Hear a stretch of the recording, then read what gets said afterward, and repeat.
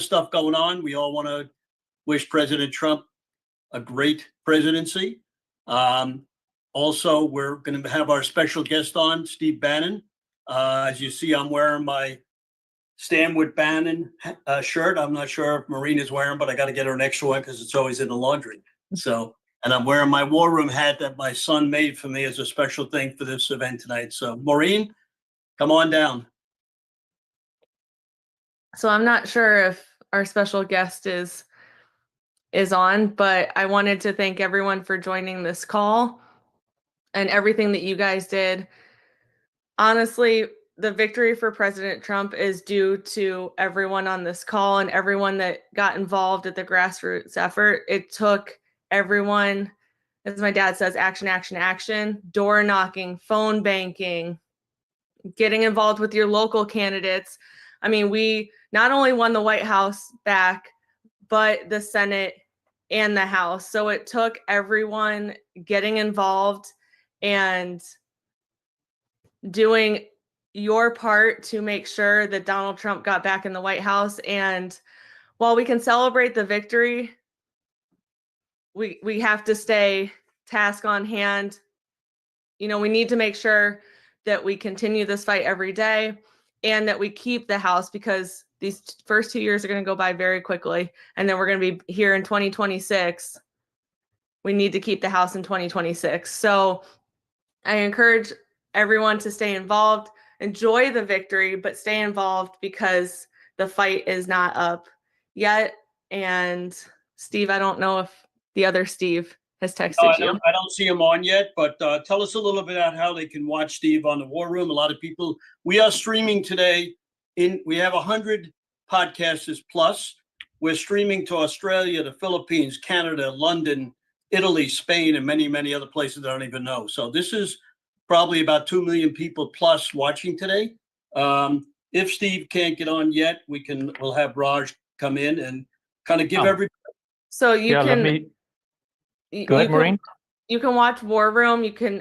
There's many platforms that, like, if you have a Samsung TV, you can watch it on 1029, station 1029 on Samsung TV. It's on Pluto, Roku, Rumble, Getter. On Rumble, if you search Bannon's War Room in the search bar, you go to our page. You can watch it that way. It's just dependent on how you prefer to watch it, but we're on Monday through Saturday, 10 a.m. to noon Eastern Standard Time, and then Monday through Friday, 5 p.m. to 7 p.m. Eastern Standard Time. And as we encourage you on the show, be force multipliers. You know, not everyone watches War Room, but just share the content, and that's how you get everyone involved and know what's going on. So, yeah, I think that it was a big key in this election, being force multipliers and everyone getting involved, and not just, you can't sit on the sidelines and expect someone else to fight this battle. Everyone has to get involved, and we saw that this election, and we need to keep up that work and not get complacent, because yes, we have the White House, the Senate, and the House, but we need to keep those. So everyone just stay active and involved, and I appreciate every single one of you guys on this call. So Thank you, Maureen. Steve's phoning in now, so we'll try to look for him. So great. Thank you, Maureen, for that intro. Thanks for setting this up. Thanks also for keeping us in the loop while your dad was in political prison in this country. I'm so glad he's out. Oh, Maureen, you want to say something? Oh, no, I just want to thank everyone that also supported us while he was away. We greatly appreciate you. I know he left some pretty big shoes to fill, and we tried to fill them, but no one can compare to my dad. But we appreciate everyone that stood by us and supported us while he was a political prisoner for 4 months. Absolutely. And Steve Stern, man, he led the fight there, supporting your dad with Stand Stern. So while we're waiting for the great Steve Bannon to join us, just like Maureen just said, we're in a new era right now. So we are launching American States Rights Forum right up there. As the federal government downsizes, the states have to pick up the slack. And many of the governors, speakers of the House in your state, Senate presidents in your state don't even have a handle on what their constitutional authority is as a leader of those states. So we are launched American States Rights Forum. If you're interested in this, please go to statesrights.us, statesrights.us, and join us. The charter of this movement is to work with the leaders that are on this call to stand up state government in your state to pick up the slack when DOGE kicks in and the federal government starts downsizing. Raj, As these- Steve is in. He's on the phone. Steve is in. All right, awesome. So, okay, guys, I'm going to have to locate Steve, so I'm going to unmute everyone. No one should speak up, please, except for Steve Bannon. So, everyone, please keep your mics muted. And Steve Bannon, if you could unmute, you may have to hit *6 on your phone. And then when you start speaking, I'll be able to find you in this list of people here. Stand by. Okay, I have asked everyone to unmute. Steve Bannon, if you could unmute.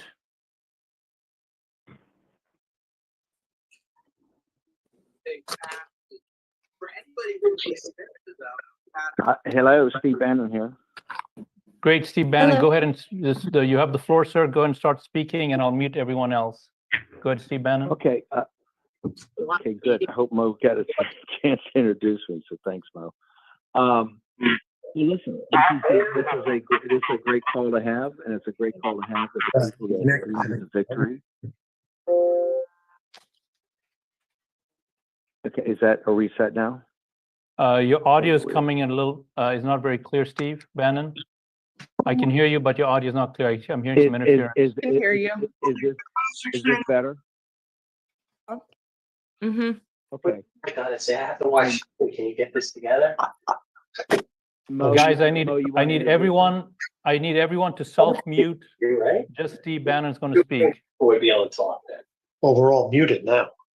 They have that on their end. Yeah. All right, Steve, go ahead, please, sir. So look, it's a great call to have. You guys are the key to victory. You were the tip of the spear. I know the amount of hours Steve Stern and all of you folks put in is just extraordinary. Now we're in a very, tough transition period. These people are out to defeat us. As I'm sitting here, John Thune's taking the microphone. We have to be brutally frank. It's a huge loss for us to have Thune as the leader in the Senate, that he's McConnell's guy, and we got to face reality. And I don't care how much happy talk people are saying, it's a defeat for us. This gives Thune the ability to throttle President Trump's agenda. That's just reality, and we're going to have to fight that every tooth and nail. Over at the House, I think it's just about as bad. You're having a whole rules package put through the day that would thwart President Trump's program. So look, it just doesn't end.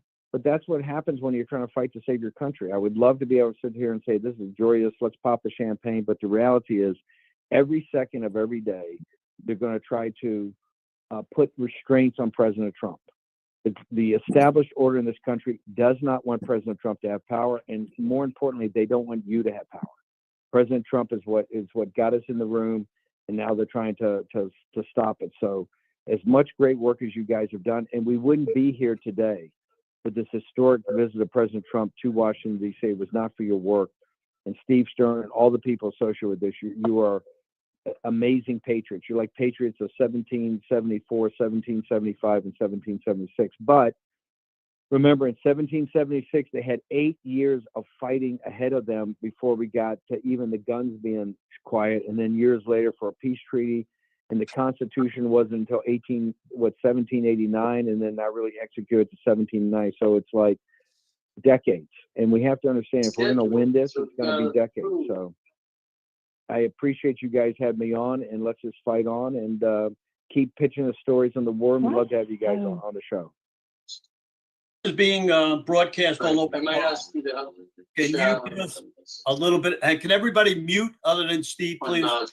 Can you give us a little opinion on what do you think is going to happen in the Trump campaign, and how long is it going to take him to save this country? Because he's getting new people on quickly, but they have to go into action. And do you think that the Biden campaign, Harris, are going to try to stop him? Of course they are. They're laying traps, not just that. The Senate's laying traps, the House is laying traps that we control. We just voted in John Thune. John Thune's not a supporter of Trump. He's McConnell's boy. Mike Johnson right now is all kind of rules packages up there. They're going to make it much more difficult to get our program to the floor. And he feigns support for Trump. So remember, they're only snakes and vipers up here. This is imperial capital, the most powerful nation in the history of the earth. And they're just not going to sit there and go, because Steve Stern and his group got more votes in Ohio and more votes in Pennsylvania and cleaned up Florida. Oh, this is terrific. Let's just toss the keys to Steve Stern and the 250 people on this call. That's just not the way it works. Every day is going to be a struggle fight. President Trump is putting an amazing team together in Mar-a-Lago. Incredible. Some of the resumes, some of the fights, some of the brilliance. It's going to be a struggle to get these people confirmed. It's going to be a struggle for them to hit the deck place running. The Biden regime is already not allowing our landing. Our landing team should be hitting the agencies Friday. It's not going to happen, right? There's already a fight. Okay, I tell you what. I'll agree to talk if you guys agree to be quiet. So it's just not going to happen. Every day is going to be a fight, and it's going to be. And by the way, Hakeem Jeffries is raising $2 billion to defeat Trump in 2026. But this is the fight we want. These are high-class problems. Right now, we're seizing the institutions of this government, and they're just not going to sit there and go, because Steve Stern and his 250 warriors and the tens of thousands that follow him want to do it. They're not going to toss the keys to us. Every day is going to be a fight, and every day is going to be a struggle. And if that's too much for you, then guess what? You're not ready for this fight. The people in 1776 that lasted 8 years, right, and fought and got our independence were not sunshine patriots. They were there, guys in Valley Forge. They were there at the other winters, and they did it. And so we just have to understand we have a struggle ahead of us. We can win this. We know we can win it. You know why? The American people are in back of us. But if you falter, if the people in this call falter, if you blink, if you get in the fetal position on the dark and tough days ahead, then we will lose. President Trump is there today historically because you've had his back and have done the work. And you remember 4 years ago when he left and came back to Mar-a-Lago, how dark those days were of January and February and March and April of 2021. You remember how dark they were and what a long shot this looked like. You guys were there from the beginning. You would not give up. You were relentless. Your fight, your refusal to surrender is the reason President Trump's here today. But guess what? This is just the beginning. To take the country back is going to take decades. It's not going to be done in a month. It's not going to be done in 100 days. It's not going to be done in 4 years. It's not. The start of it will be, and President Trump's doing that. And his first 100 days are going to be incredible. But now we have to put all gas, no brakes from now on, because these people are going to regroup, and they've got the media, they've got money, they control the apparatus. We have to dig them out with 4,000 people, 3,000 that are not Senate confirmed, and 1,000 that still have to go through Thune's operation. You already hear the bitching and moaning about Pete Hegseth. You already hear the bitching and moaning about Kash Patel. You already hear the bitching and moaning about Rick Grinnell. You already hear the bitching and moaning about RFK and Tulsi Gabbard and whoever else he would designate. They want moderate to center left rhinos. That's what they want, and they're going to fight us on everything else. So my point, I'm down for the fight, and Steve Stern's down for the fight. And quite frankly, I think everybody on this call is down for the fight, because you guys have been there and you fought, and that's why President Trump's there today for a historic victory. So Steve Stern has a get me. We want to hear your stories. We want to get you guys on. We love you guys. You would not be here. You are every bit as great as the Patriots of 1775 and 1776 and 1783. And don't ever forget it. So, Steve, you're being streamed here on 100 podcasts, going all the way to Australia, the Philippines, Canada, London, Italy, Spain, many, many other countries. It took us a long time to do this, but we got some of the stars all over the world on here. What would you say to them in Italy, London, Canada? Because they're following us and what's happening. So if you could give us a little background, because you're talking to the world right now. President Trump believes in peace and prosperity. Go back to 2018 and 2019, before the pandemic hit, after he had time to get his economic program in. There were no wars, and we had an economy that was on fire, with working class people having greater wage increases than white collar, than non-college graduates, greater than college graduates. President Trump is focused on one thing. Revenge for him means a great administration of peace and prosperity. Everything he's doing right now is focused on getting an economic team in here that can handle this economic crisis and getting a national security team that understands that America first, and working with our allies in Europe, in the Middle East, around the South China Sea, and up around Japan and South Korea, in Northeast Asia, is a way that we're going to get international and global peace. President Trump is the guy that can deliver peace and prosperity, and that's what he's focused on. He wants to stop the war in Ukraine. He wants to stop the wars in the Middle East. He wants to stop any potential war in the South China Sea. He wants to protect Australia and work with our allies there in the Indo-Pacific. So we have the ability, but don't think the globalists, don't think the war machine, don't think the warmongers aren't going to fight us every step of the way. So if you guys have our back, we will have President Trump's back, and we can do this. This is all doable, but it's not going to happen overnight, and it's not going to happen without a tense and bitter fight. So people are asking, what can they do? Because, a lot of people have worked on our campaigns, both election integrity and precinct strategy. But, right after you win an election, everybody goes to sleep. The people on this call could be as many as 2 million people all over the world and all over the United States. Give them a little background what they could do. And also, number one, but hang on, here's what you do. And you share social media. Number one, just take clips from War Room, take clips from this, take clips from all your other podcasts, and share them. Unite. Get people to get on Twitter for you. Get people to get on Getter, get on Gab, whatever platforms you're on, Instagram, even TikTok. We're going to ban that eventually, but even TikTok. Take over social media. We are driving the narrative, not mainstream media. We got to stop whining about that. They're crushed. Social media is your weapon. Make sure you got your clips out there and do it. And for the people in the United States, or even people overseas, Steve, everybody should apply for inauguration tickets, and we all should come to DC for the inauguration. This should be like Andrew Jackson. This should be a populist inauguration. Everybody should come back. Everybody should party. Everybody should meet each other in person and have a great time. And just let's roll. Let's make this fun. We've had, look, you know this, Steve. We've had kind of it's been very tough. We've had a blast. We can be happy warriors because we're on the side of righteousness, and we're on the side of great people, and we've got a great leader in Trump.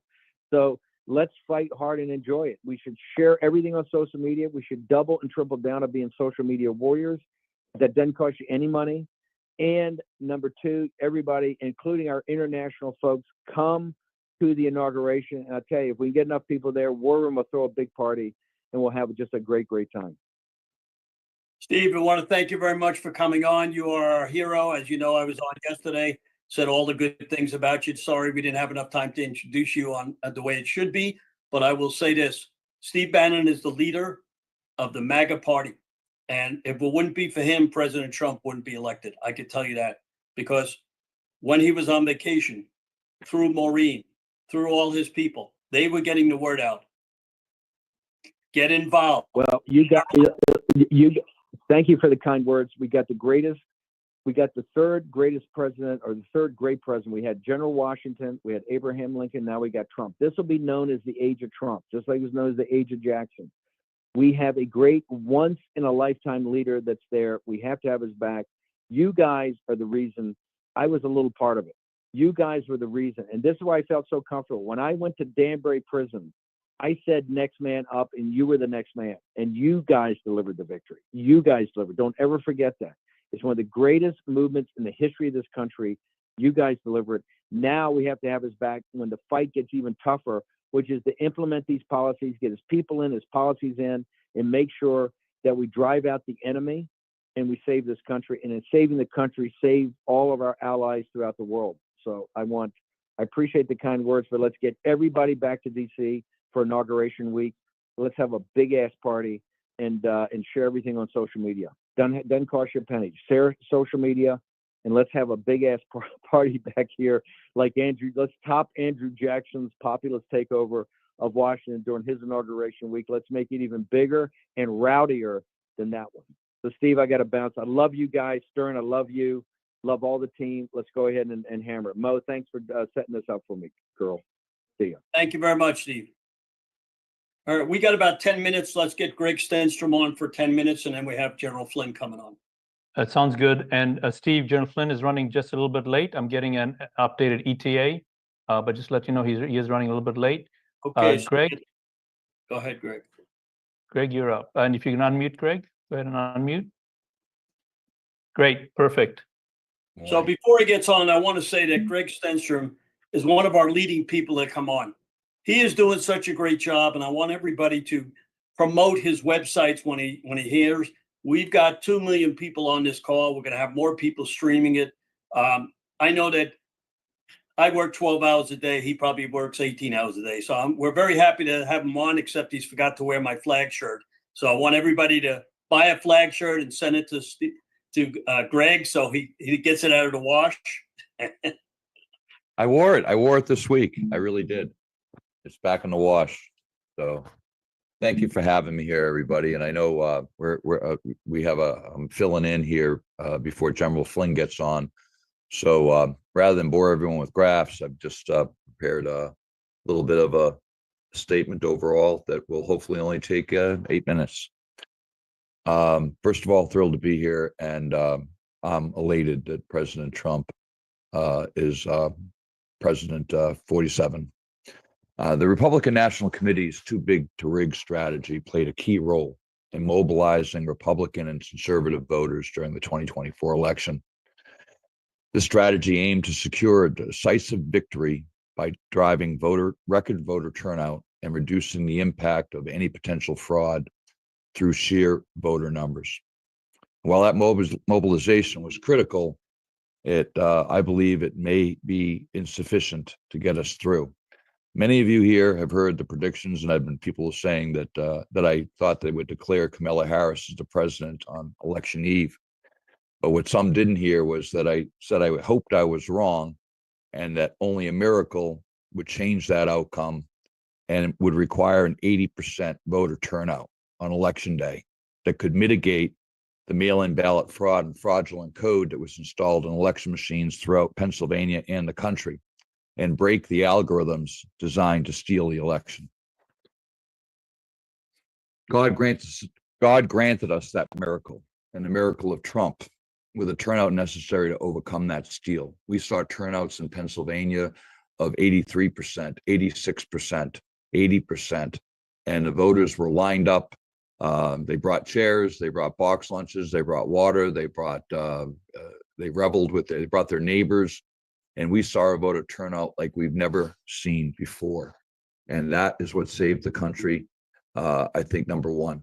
I think that number of people was incredible, the turnout.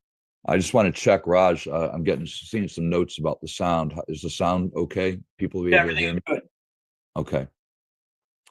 So, as discussed in previous discussions here, the real battle for election integrity didn't end on election day.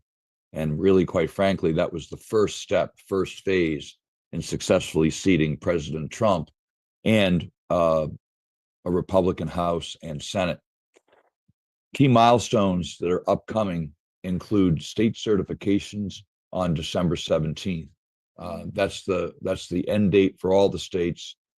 Different states are certifying at different times before them, but by December 17th, all the results have to be in from the states. And what that includes, and I'm just going to use Pennsylvania as an example, the Secretary of the Commonwealth is the one who certifies the vote. The legislature, of course, reviews it, makes their recommendation, but the Secretary of the Commonwealth, and here, Philadelphia is Al Schmidt, he will certify the vote, and then the governors don't actually certify, but they provide the certification of the electors. And they say, we've assigned 19 electors in the case of Pennsylvania, Democrat electors, Republican electors, but we're assigning Pennsylvania's 19 electors to President Trump.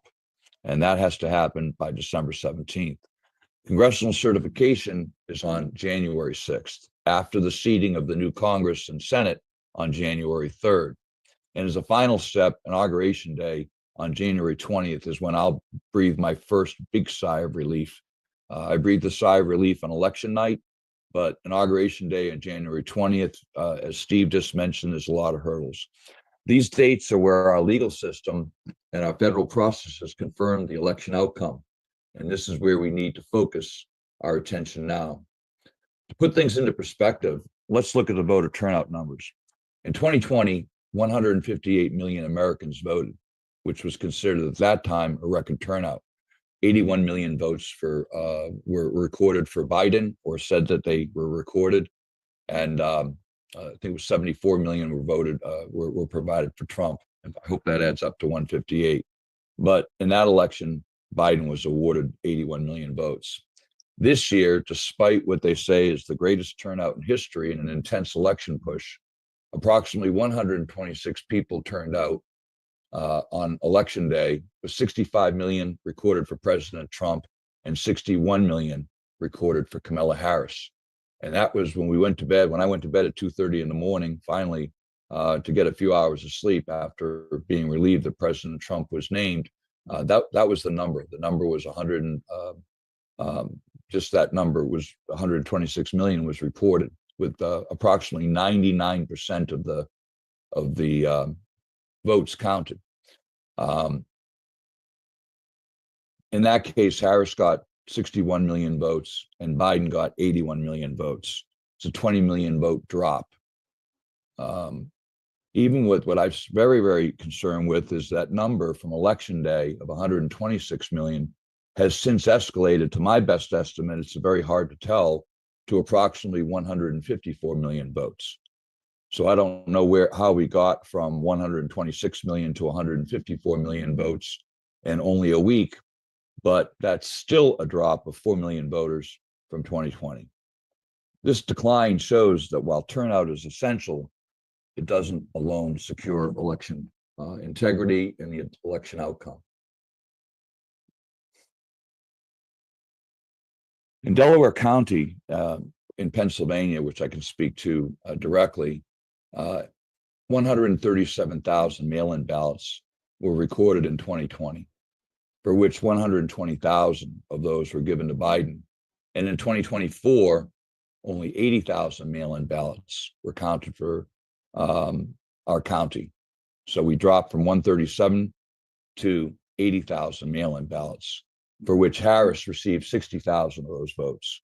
That was half of Biden's total in 2020. In both 2020 and 2024, President Trump received 18,000 and 20,000 votes respectively, which was hardly any change at all, while Harris, took a 50% drop. So while too big to rig accounted for more Republicans understanding the value and importance of mail-in ballots, early voting, and so forth, I think the people here, the grassroots people that are on this call and the groups that they work with and represent, helped ensure that only mail-in ballots and in-person votes that were lawful were properly counted. So I think that was the big difference. The difference was between unlawful manufactured votes and lawful votes that people on the ground that were provided. Again, too big to rig did provide people. We had a lot more poll watchers this time. In Delaware County, we had representatives from the House, we had representatives from the national RNC, and we had representatives from the state RNC, which was a big change from 2020 and 2022. There were eyes on the ground, and there were a lot of people watching. So what we have to look at now is the path to certification. Let's break down the steps that remain to be secured for this election to be come to fruition. So we have the state certification on December 17th. We have the congressional certification on January 6th, and we have Inauguration Day on January 20th. These stages are all currently vulnerable to challenges. While Steve Bannon just mentioned them at a high level, what they're doing now is they're taking active steps. The Democrats, socialists, Marxists, and people that have malevolent intentions to our country are taking active steps to procedurally stop the certifications and to stop the inauguration. Mark Elias has been dispatched to Pennsylvania, and he has aggressively and surprisingly stated his intentions to overturn the elections here, and specifically the elections that are of keen note to me are McCormick versus Casey U.S. Senate for the U.S. Senate, in which McCormick appeared to win handily, even though closely. He appeared to win handily, but Casey, they somehow in the last week, 100,000 provisional ballots and 100,000 mail-in ballots have appeared, 200,000 ballots, and Casey is insisting that these be counted by election machines, which we know for a fact have fraudulent code in them, and the pedigree of these mail-in ballots and provisionals all remain in question. So in Arizona, we see the same thing with Kerry Lake and Gallego, and I think it was 99,000 votes just appeared in one night as a drop for Gallego.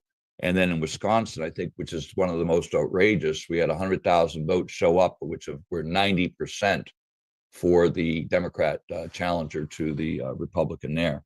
2 minutes. 2 minutes, Greg. I got it. So what we've done is we had a series of litigative actions that had been filed. I think Marley's on later here. I'm not sure, Steve, but we filed SCOTUS cases and multiple federal cases. And what we found to mitigate this, and these cases were very simple. They asked that the DOJ rescind their unlawful policy and investigate election crimes, which they have not done, which would have a huge impact if they did so. It would stop a lot of the fraud that we're seeing now. And we also asked for declaratory relief for the federal courts to simply state that mail-in ballots from unqualified electors can't be counted. That would put a fork right now into many of the efforts. We also asked that election machines be certified and properly tested, which they're not done in Pennsylvania by the admission of the Secretary of Commonwealth here. And these simple declaratory reliefs were been stalled by primarily Obama-appointed clerks, judges, and an administrative state that has blocked these cases, including cases for Molly Hornik, who I think is appearing here in United Sovereign, from getting to the courts that would mitigate the fraud and also assure certification. So it's critical that these cases be pressed forward. We've done everything we can at this point. The central figure that they're trying to block them from is Judge Alito. Judge Alito is where it seems to be their focal point from blocking these cases from getting his attention. What you can do to help us, people that are on here, and quite a few people here helped me. We need the attention of state attorney generals. We looking for amicus briefs from Texas Attorney General Paxton. We looked for amicus briefs from Judicial Watch and lieutenant governors of some states that wanted to do this. We need their help to bring these cases to the attention of the We got to get Marley on. Time for Marley. I'm sorry. All right. We'll get later again. Marley Hornik, you're up. We got a lot of people. Oh, Marley's on now. Perfect. Yeah. Go ahead and unmute Marley. Then unmute. Thank you very much, Greg. Thanks, Steve. Thanks so much, Steve and Raj, for having United Sovereign Americans on again. Thanks, Greg, for all the hard work you're doing, and Bannon, and everyone who's spoken here, Captain Maureen Bannon, and everyone who has participated on this call. I'm so proud to call myself an American among you, because you have fought so hard already for the republic that we know we must restore. And I want to talk a little bit about what United Sovereign Americans is going to be doing in the coming weeks and months to focus on that for all of us. First of all, the last time I was on this call, I know I spoke about the marauder inside of our system. And I want all of the people to understand here that what United Sovereign Americans focuses on is taking forensic measurements of election misconduct inside of the system. And we are doing that for the 2024 election. We have done that in other elections, and we're doing it right now for the 2024 election.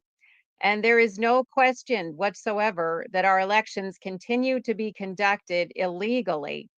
I want to congratulate everyone here on this call for getting a legitimate, originalist, constitutionalist president into the highest office in the American Republic.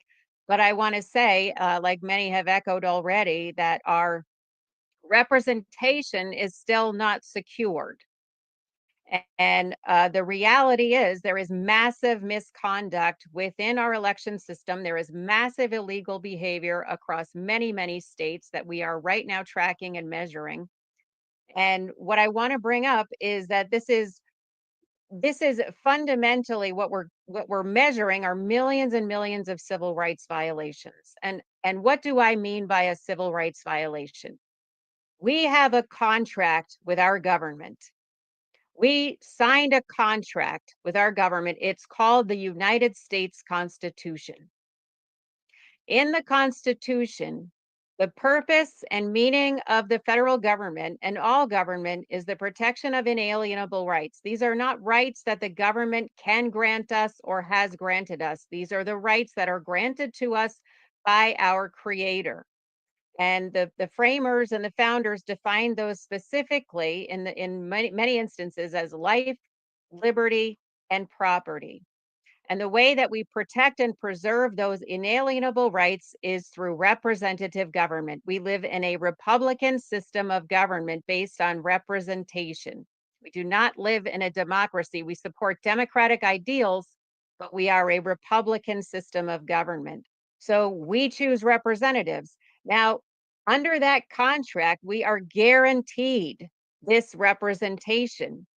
Under that contract, we willingly submit part of our property and part of our liberty to that government because we believe that that is in the best interest of the common defense and the trade, national policy. There's a lot of issues, but they're enumerated in that first sentence of the United States Constitution, which is the purpose clause, right? For the purpose of greater unity, right? A more perfect union, national defense. The reasons why we formed a government are right there.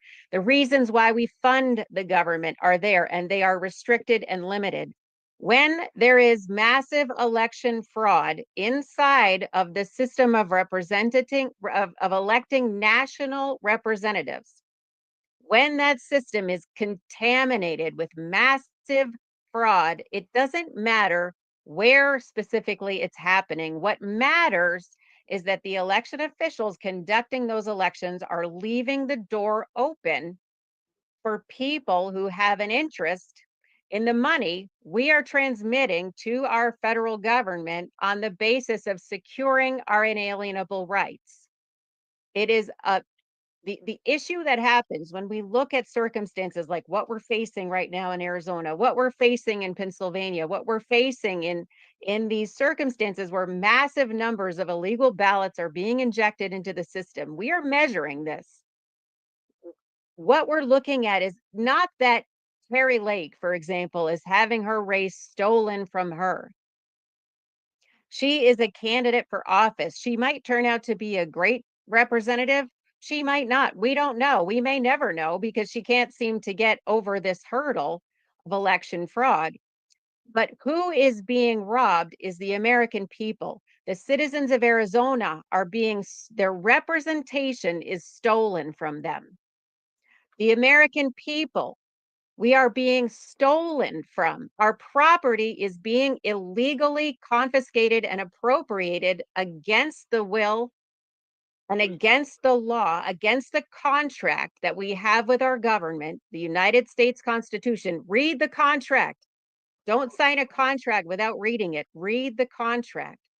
They're not allowed to appropriate your funds based on their own moral ideals, their own philosophical purpose, or their utopian vision, or their own personal privilege and power. They're not allowed. That is property theft and denial of due process. So back to United Sovereign Americans and our measurements. What we are going to do now, just to be quite frank, is we are going to start enforcing the civil rights of the American people. We are going to go for accountability. The 9 federal lawsuits that we already have rolling through the courts, rolling through federal court in Maryland, Pennsylvania, Ohio, Florida, Texas, Michigan, North Carolina, Colorado, and Georgia, represented by Bruce Castor, the attorney who won in the second impeachment trial on behalf of Donald Trump in front of the US Senate. Those 9 lawsuits are making their way through the courts. They argue that we must have legally valid elections, and we will have legally valid elections. And those are going to protect the 2026 congressional primary elections, because every single person who is on a ballot in November of 2026 has to be working for the American people, period. That's how this system works. Otherwise, it's fraud and property theft. Now, I want everyone on this call to hear me say, we are not the grassroots. United Sovereign Americans is not a grassroots organization. You're not a grassroot. You're not the root of any grass.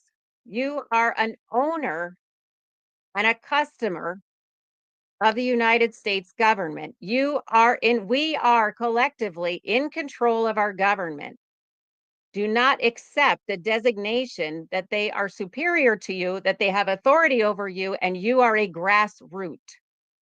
We are going to enforce our right to representative government and our inalienable rights to life, liberty, and property as they are designated in our contract. And the states are granted and bequeathed the authority and the duty of enforcing suffrage and the rights of every American citizen in Article 1, Section 2 and Article 1, Section 4 of the United States Constitution. I don't care, and you shouldn't care what Nevra and Hava say about whether or not citizenship is enforceable. When the states fail to enforce the contract and the portion of that contract that the law says is their responsibility, they're stealing our representation. That's what they're doing. Whether they're doing it on purpose, whether they're foolishly ignoring their responsibility or arrogantly thinking that they have got this covered, it doesn't matter, because where they are positioned, their barn door is open. New York, the barn door is open. California, the barn door is open. It doesn't matter to a thief where they get access to their target. If they get it through California, or if they get it through Nebraska, or if they get it through Ohio or Idaho, they don't care. They're going after the Treasury. That's the big target.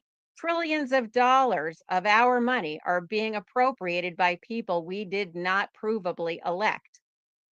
So the states that are not conducting their elections according to the law and according to the United States Constitution and upholding the civil rights of the American people to suffrage, due process, life, liberty, and property, you are on notice, because we are going to start coming after you.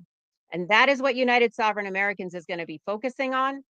I invite everyone to come and be a part of this movement through United Sovereign Americans, a litigation effort to enforce the civil rights of the American people against our own government, to enforce the principle of suffrage, and enforce the unalienable rights that the government has no right to be trampling.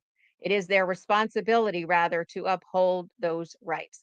So we can use your time, we can use your treasure. This is going to be a lot of litigation. We have constitutional experts working with United Sovereign Americans. We're spending hours and hours meeting with our attorneys on a daily and weekly basis. Come and be a part of this movement. We have done this forensically. We're not shouting and yelling. We have hard forensic evidence, ironclad proof of massive election misconduct inside of our system. And we're going to take this fight to the mat. And I truly and honestly hope that all people of all parties and faiths will come and be a part of this movement, because this country is supposed to belong to us. Thank you so much. You can find us at uniteforfreedom.com and on X at United S American. Marley, do you want to say something about your lobby day? Is that ready for prime time? Your upcoming lobby day? It's not ready for prime time. Copy but that. No worries. Listen we for are, that. I'll just mention, Raj, since you brought it up, we are planning a national day for election validity, likely in February. We'll come and give more information about that as it unfolds, but we want everyone in the country. By then, we're going to have our 2024 analysis done. We'll have numerous lawsuits more filed based on civil rights and based on not election validity anymore. We're going for accountability. That's what we're going to have to do here. So anyway, anyone who wants to be a part of that massive national lobby day using the forensic analysis of United Sovereign Americans to argue for election validity in our state capitals across the country, we want you to be a part of it. Thank you, We're always Molly. thinking of more ways that everybody can work together across the country on one argument. That's how we win. Thank you, Marley. Thank you, Marley Hornik, for that. Yeah, Melissa's at the hospital. We can't get a hold of Flynn. So a couple of things. One, I want to tell everybody about a guy who helped us quite a lot, votifynow.org. I want everybody to get that app. He had about 4 million people and tons of people reported incidents, which we got, and we sent them over to the RNC. The other thing is see if Liz Harrington is ready. If she's not ready, we'll get Linda Synkowicz on. Copy that. Liz Harrington is not here yet. I'm looking for Synkowicz. Stand by. And while we're doing that, let me go ahead and make a quick announcement here. So this show, a lot of effort, a lot of time. Please do your part and get a gift for you and everyone on your Christmas list from the flag shirt. You can see it right there. Please, please, please do that. It's quality merchandise. Please take advantage of that. Next thing, I'm hearing a lot of people talk about how can we get more information? How can we stay in touch? Especially if you're watching this on one of our live streams, it is so important that you please text the word elections to 91776. Text the word elections to 91776. Why? You will get additional information. We have someone actually typing up all the organization names that were mentioned on this call. That will be made available to you. If you want that, text the word elections to 91776. Thank you, Kathy, for making that happen. And then we have, I'm going to play this announcement here for you, because now with this change in regime, decentralization in DC, the states have got to pick up the slack. And here is a video for you, a 2-minute video here for you. Stand by. Everything changed on November 5th.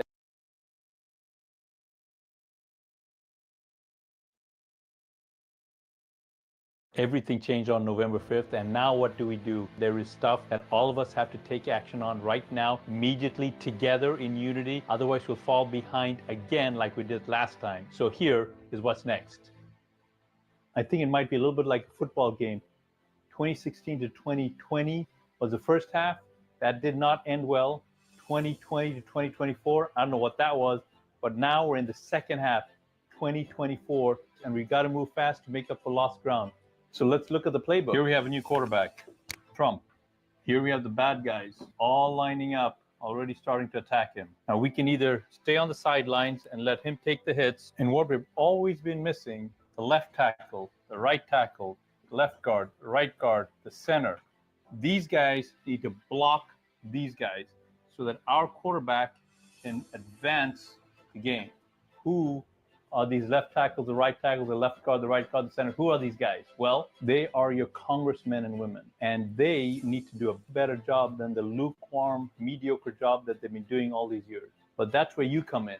You are the fans. You have got to compel these congressmen to do their job, protect and augment the presidency so that we can make touchdown after touchdown after touchdown after touchdown.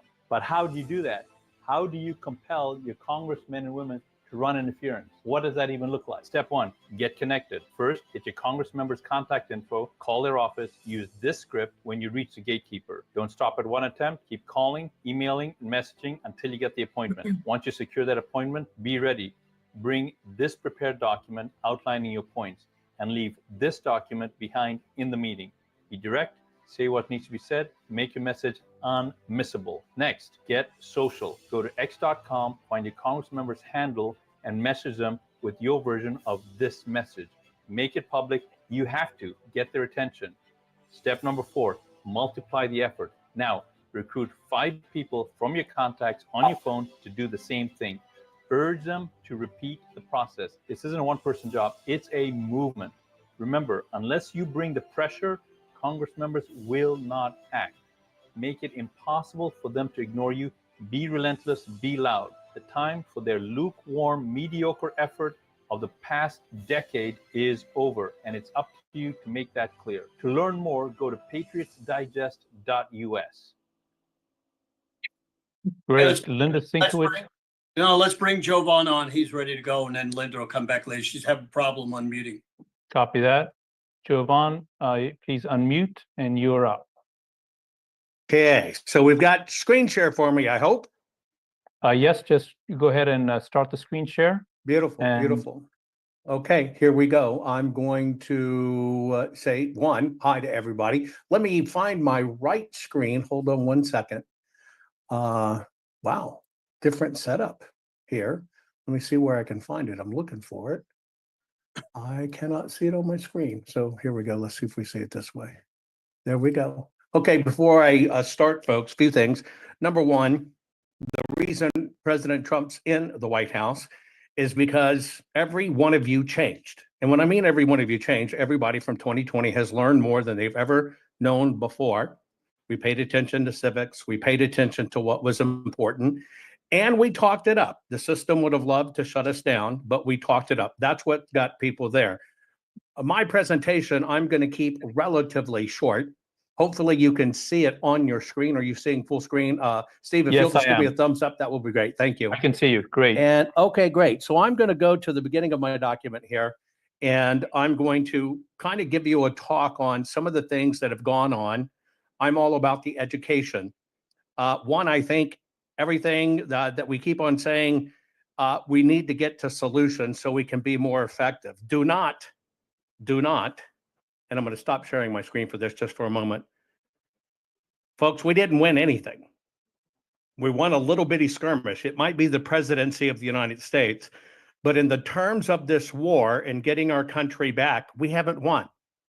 We won a battle. It's not over yet. For me, it's eerily quiet. With millions of military-aged men in, we're going to have hell for 70 some odd days. We don't know what's going to happen on the 20th, but let's just assume we're going to get to that point without conflict, and we're going to have to fix this. We do not have 4 years. We don't have 1,400 and change days.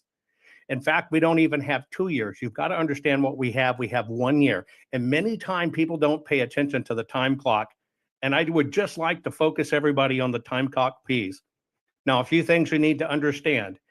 Everything that was ignored, learned in the Arizona 2021 full forensic audit, everything that people told you there was no audit, nothing was found, they didn't do an audit, all the broadcasters that talk about how great they are and we're going to put people on that did not cover this stuff.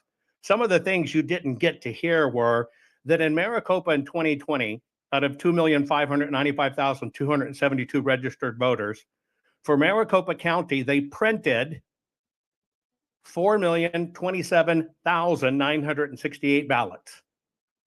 Now, why for one county would you print 56% more ballots than you actually need? None of your lawmakers and none of the broadcasters supposedly covering this stuff ever talked about this. They didn't let it out. Well, just so you know, it was repeated. They shifted things that happened in Pima County or in Maricopa County. All they did was shift it to Pima County. And Pima County ran the same exact operation. Remember, all this additional counting time, all these ballots coming in late drops, folks. 2020, they ran it. 2022, they ran it.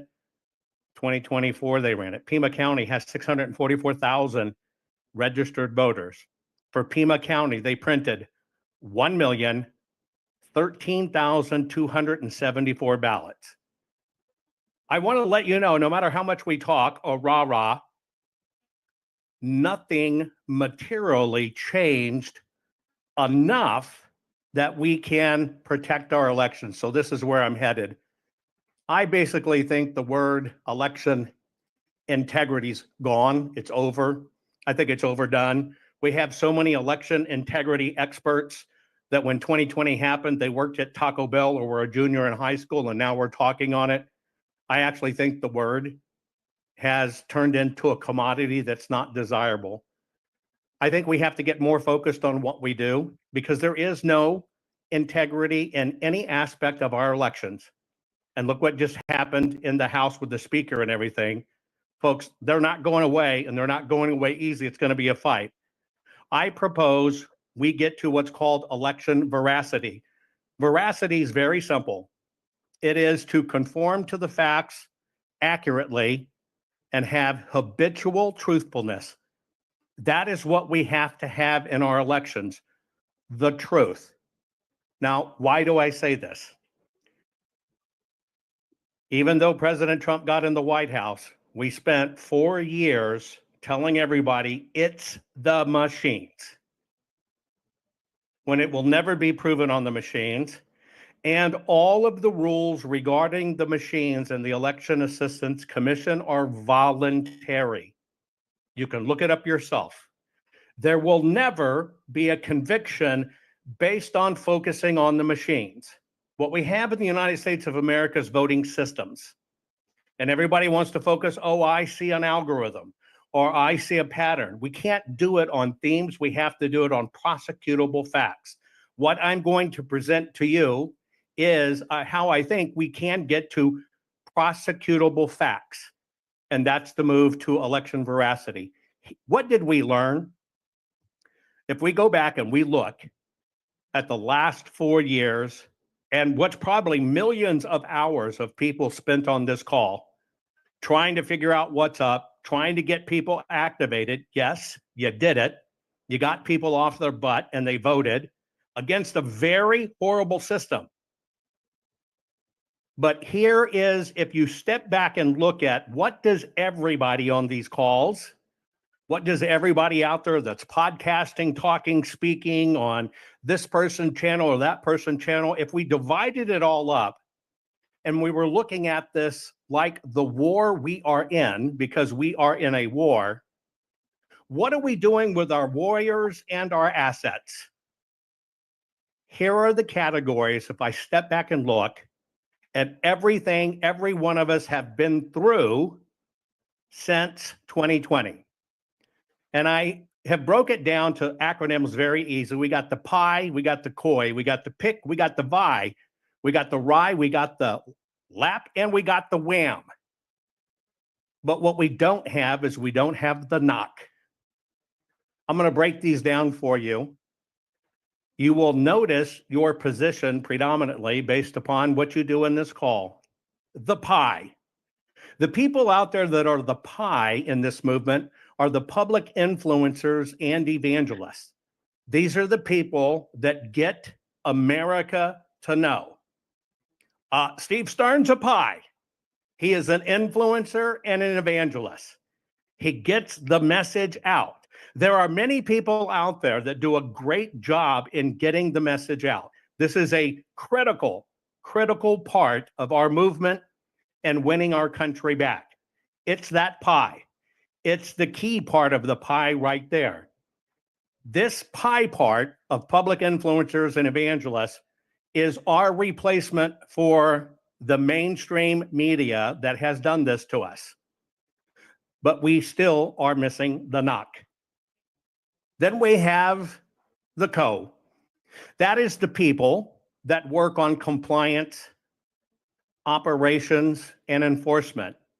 When you look at how many ballots were printed, supposed to be printed, compared to what the number of registered voters are, that's a compliance part. A lot of my work falls in this category. The COI, the compliance, the operations, and the enforcement. Many people focus in that area, but we're still missing the knock. Then we've got the PIC. Now, the PIC is pretty easy to identify. The PIC is what's called the political intel and communications. I'll give you an example. X people moved into a county. X were Democrats. X were Republicans. These people moved in. These people moved out. That is political intel. That communication is very critical to push to the party. This is a very important part of our messaging. This is what an influencer will get out to talk about. Hey, here's what they did wrong from a compliance standpoint. Here's what we need to know as a party. So I call that the political intel and communications. Seth Keshel would be a good example in that category. Then we've got the VI. Now, the VI part of what we've all done, and we have there, is the volunteer instruction and education. These are the people that get volunteers together. Could be a lot of the election integrity committees, could be people that round up poll watchers, etc. Steve Stern participates in this same thing because why? He's getting out volunteer instruction and education. VI is one of the key aspects of what we do, but we're missing the knock. Then we got the rye. What are the rye? Well, the rye are the people that are digging deep into the research, the investigation, and the hard evidence. Remember, all of these complement each other. If you found something that went wrong, let's say in compliance, you got to be able to back it up with the research or the investigation and evidence to prove it. You've got to have hard research. And even though we have the right component down, we're still missing the knock. Then we've got a part of this, which I call the lap. That's the people that are dealing with the laws, the allies, and the policies. Those are the people that are working to try to get laws on the books to clean up a lot of this mess. People that are working on those specialties. They're getting the allies within the government. They're trying to get policies passed. Once again, we're missing the knock. And then we've got the wham. Marley was talking about wham in New York. That's the warfare and the movements. Understanding how to fight this fight legally and where you stand legally, bringing the lawsuits, etc., and getting a movement of people behind it to fight. But we are still missing the knock. Here's what a knock is in technology terms. A knock is nothing more than the Network Operations Center. Every one of you right now, whether you know it or not, are being viewed, managed, streamed, handled, and accounted for right now through a knock. You're going through some network operations center that is making sure everything on this call goes copacetic, that everybody can get a feed. We don't have a knock in this group or business or industry.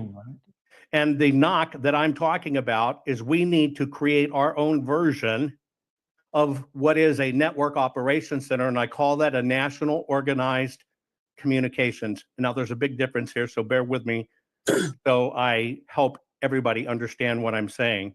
You might think being on a call, we're all communicating. That's not what I'm talking about.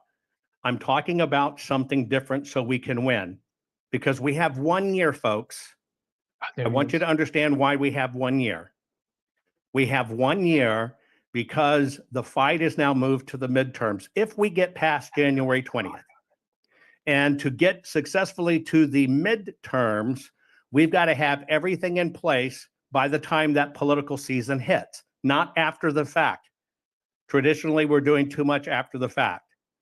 If we can develop our strengths and get into a national organized communication structure, which is how we get beat, the Dems do it to us. That's why they're always on message. That's why their message is the same. This is how they beat us. So let's learn from the DNC, and we need to create our own DNC. I call it the divide and conquer. It's very simple. Breaking down a complex problem into smaller, more manageable parts, solving each part individually. Here's what I mean. It's a very simple concept. Jovan, we got about 5 minutes and then we got General Flynn got to come on. No problem. I'll be done in 2. A lot of good people put in a lot of good work. A lot of people put in hours, a lot of time, a lot of money, and a lot of effort, and that was wasted. Probably the biggest waste we had was everybody talking about it's the machines and the machines are flipping votes. Why? You cannot enforce that in a court of law. But every single lawsuit went that way, and every single lawsuit got booted. I think that was part of the plan. Now, if we go back and we look on everything, and it's a prime example. By now, you've heard I'm Satan's spawn, I'm Mossad, I'm CIA. I'm probably missing a few. I killed Jimmy Hoffa, trying to think what else I've heard. You're an right? election denier. I'm an election denier and I'm the world's worst grifter. I can prove it. I charged $210,000 to do something that cost me $2.5 million. I'm the world's worst grifter. But folks, this isn't over. Not by a long shot. But you know what we got? We got a bunch of little cliques. We got a bunch of little committees. We got networks. We got pockets.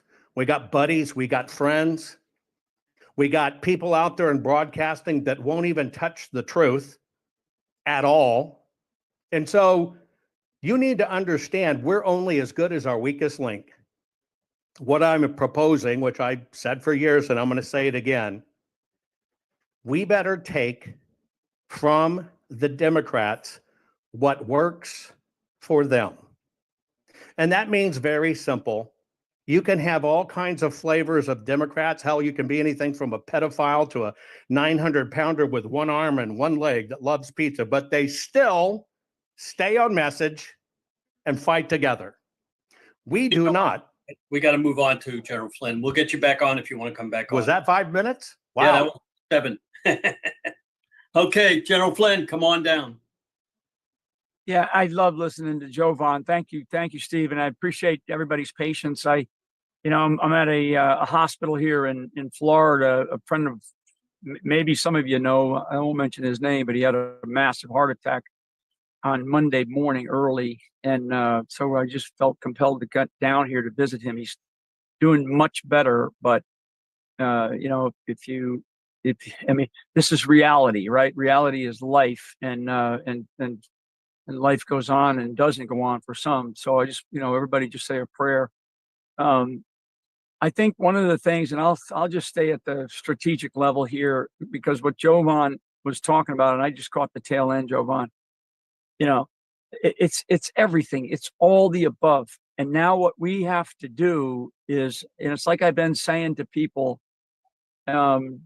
we have, like I said the other day in a post, right? I mean, this is D-Day +1.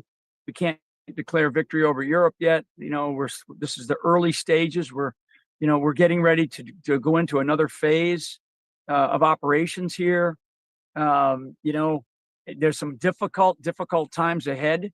I think if I saw the breaking news about Thune in the Senate, I mean, so we are going to constantly be in the offensive mode here for a while. I mean, we are going to have to be on the offensive, and that, I use that metaphorically to make sure that everybody understands, we have to do what we can, and we have to continue to expose and continue to get our voices heard out there. And Steve, you've been a wonderful means to do that. With the whole precinct strategy. I mean, when I think about the guy that I'm visiting here in the hospital, what he did, and the remnant alliance that was organized of 500 Christian churches to get the Christian vote out, right? I mean, everybody, it was one big team. We didn't always see eye to eye. We didn't always get well coordinated, but we were constantly communicating. And we constantly did that wherever we were at, whether it was, on your precinct strategy updates, Steve, or Jovan with his podcast. Everybody had a role and everybody came together to do it in order for us to move forward. Now, what we have to do is we have to make sure that we completely understand the agenda of this president, Donald J. Trump, and where we can focus. I mean, got to be careful juggling a lot of different balls. If you're really good at one or two things, like laser focus on those things and make that your passion for the next few, months and years here, right? If necessary. I still firmly believe that we must have accountability. We must have accountability moving forward. We can do all the wonderful things, get the economy going, and get our military squared away. But we must have accountability, because the people that did the things to our country that have been done, they will do it again. and they will do it again if they're not held to account. So I'm adamant about that. That will be my passion, among other things, but that will be particularly something that I am going to hone in on, is that we must make sure that we hold these people accountable.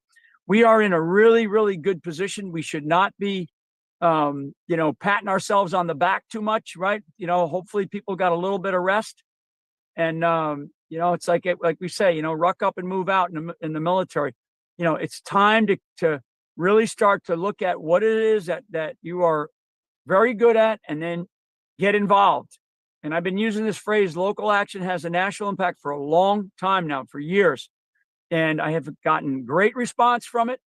Very positive. A lot of people that have reached out and said, I got involved because I heard something that you said about local action.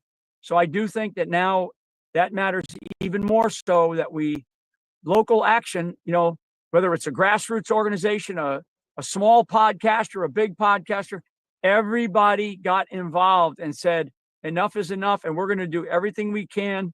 We're going to get out of the bleachers onto the field, and we're going to get this man over the line and into the victory circle. And we did. And we all ought to feel good about that one big team. Now going forward, as he builds a team, as President Trump builds a team, and as parts of his team are looking at how do we restructure our entire government, which is what's going on, then, we're all going to need to weigh in and make sure that we support that, right? Question things, push buttons, but continue to move forward to get this country back. I mean, we still have a couple of months left, to where Trump will be in office and be able to really, kick into high gear. But I'll just wrap it up with, because I'm here at a hospital visiting a guy who, almost lost his life, a good friend of mine. I want everybody to understand that prayer still matters a lot. And so pray for Trump and his family, because these people are not done. The demons that are out there, the evil that we face, they're not done trying to destroy this man. So say some prayers for him, and all of us that are doing things, just great, lighting small fires on this battlefield of America, and then making sure that those fires continue to burn. I want everybody to keep that going. Don't let this thing die out, right? Because we're there, and we're going to leave it up to Trump to do whatever he needs to do, or whatever the team is that he puts together. This is only one group, one man, and we have a giant movement that is not a cult. It is a movement, and it is a movement to basically reform and resurrect this country back to what it was. So, Steve, thanks so much for allowing me to come on, a little bit later here today. Jovan, it's always good listening to you, because you're so smart about this stuff, and you really do know. Boy, we gotta figure out how to plug you in, and I'll throw it back to you, Steve. Thank you. And we'll have you on again, and I hope everything is good with your friend. Liz Harrington, you're up. You're a great patriot, one of our leaders in the country, and we love you. Go ahead, Liz. You're up. Hey, good to see everyone. Totally agree with what General Flynn was just saying there. I think the biggest impact really with what we just saw over the past week was the prayers. I really don't think President Trump would be in the position he is in today without people all across this country working so hard, but also just praying for this country. And he really shouldn't even be in there, because we know how corrupt our elections are. But I think this is the grace of God. I mean, this is an absolute amazing historic movement that we should be very happy about and proud of, because we have now an opportunity to actually get some change, get some of that accountability that General Flynn was just talking about, and make some real lasting change for when President Trump is no longer on the ballot and we don't have the greatest political movement in history anymore. But we need to get to honest elections. And I think that is something that only gets maybe harder, but more profound and important now, because we actually have an opportunity to fix it. We really do now. People can't forget or shrug off the fact that we might not be even having able to have a call like this if President Trump wasn't able to win this election fair and square. And of course, I think he probably won it by an even bigger margin, but the cheating and the corruption in our elections is so bad. And I think so many people were looking at it. It didn't matter how much he was going to win in a landslide. We have so many corrupt offices in different states who frankly don't care if it's absurd to pretend that Kamala Harris would get the most votes in history. But by the grace of God, they didn't do that. They weren't able to do that. President Trump did win. They are obviously trying to limit his effectiveness with the House and Senate. It looks like we will keep the House, but the Senate majority should be bigger. It absolutely should be bigger. And these down ballot races where they kept counting for days and days and days, it cannot happen in this country. And I hope that we can use these down ballot races to shine a light on this issue and make sure we get to honest and fair elections because of what's happening in the down ballot. And so I think it's really important for us to keep pushing this issue. It's the most important issue because without it, you can't have anything else. And we won't have a situation the next time with someone like President Trump on the ballot. No matter who it is, they will not be able to get the popular support that President Trump had. He is a once in a century candidate and leader. And now what we need to do is make sure we back him up and also make sure that we get to free and fair, honest elections. He said this at the end of his campaign. He said, yeah, I'm not going to be on the ballot anymore. Frankly, it won't affect me, but you have to get to paper ballots, voter ID, same day voting. That should be our mission. The machines are obviously a problem. As Tucker Carlson was saying just before the election on Bannon's show, the only reason you would have them is to be able to subvert them. They don't work. They're not faster. They clearly are manipulated. They break down on election day. We saw it once again. No first world country should have these machines. And I don't care who's doing it or what they're doing. They don't work. And we have to, if we're going to have confidence in our elections going forward, we can't use them. We have to get to paper ballots. We have to get to counting, same day counting, by the way. You can't allow them to count for days and days and days. The only reason they're doing that is to cheat. I mean, you've seen it in Arizona. It is criminal what they're doing, adding tens of thousands of ballots after the fact. It's on their website, on these county websites. They're just increasing the number of outstanding ballots by double in some of these counties and not even offering an explanation. This is absurd. We can't allow it in the United States of America. This is what we need to really push, not give up on these races, to say we need real investigations with the authority of the federal government. And you're only going to get that if you get accountability, you get somebody really good in charge. I think President Trump's making some great picks. He has to have a really fantastic pick for AG and some of these other positions so we can get the credible investigations and sunlight on this issue. You know, for 4 years, they haven't just looked the other way. They've done everything they could to cover it up and to arrest and prosecute people who are trying to expose the problem.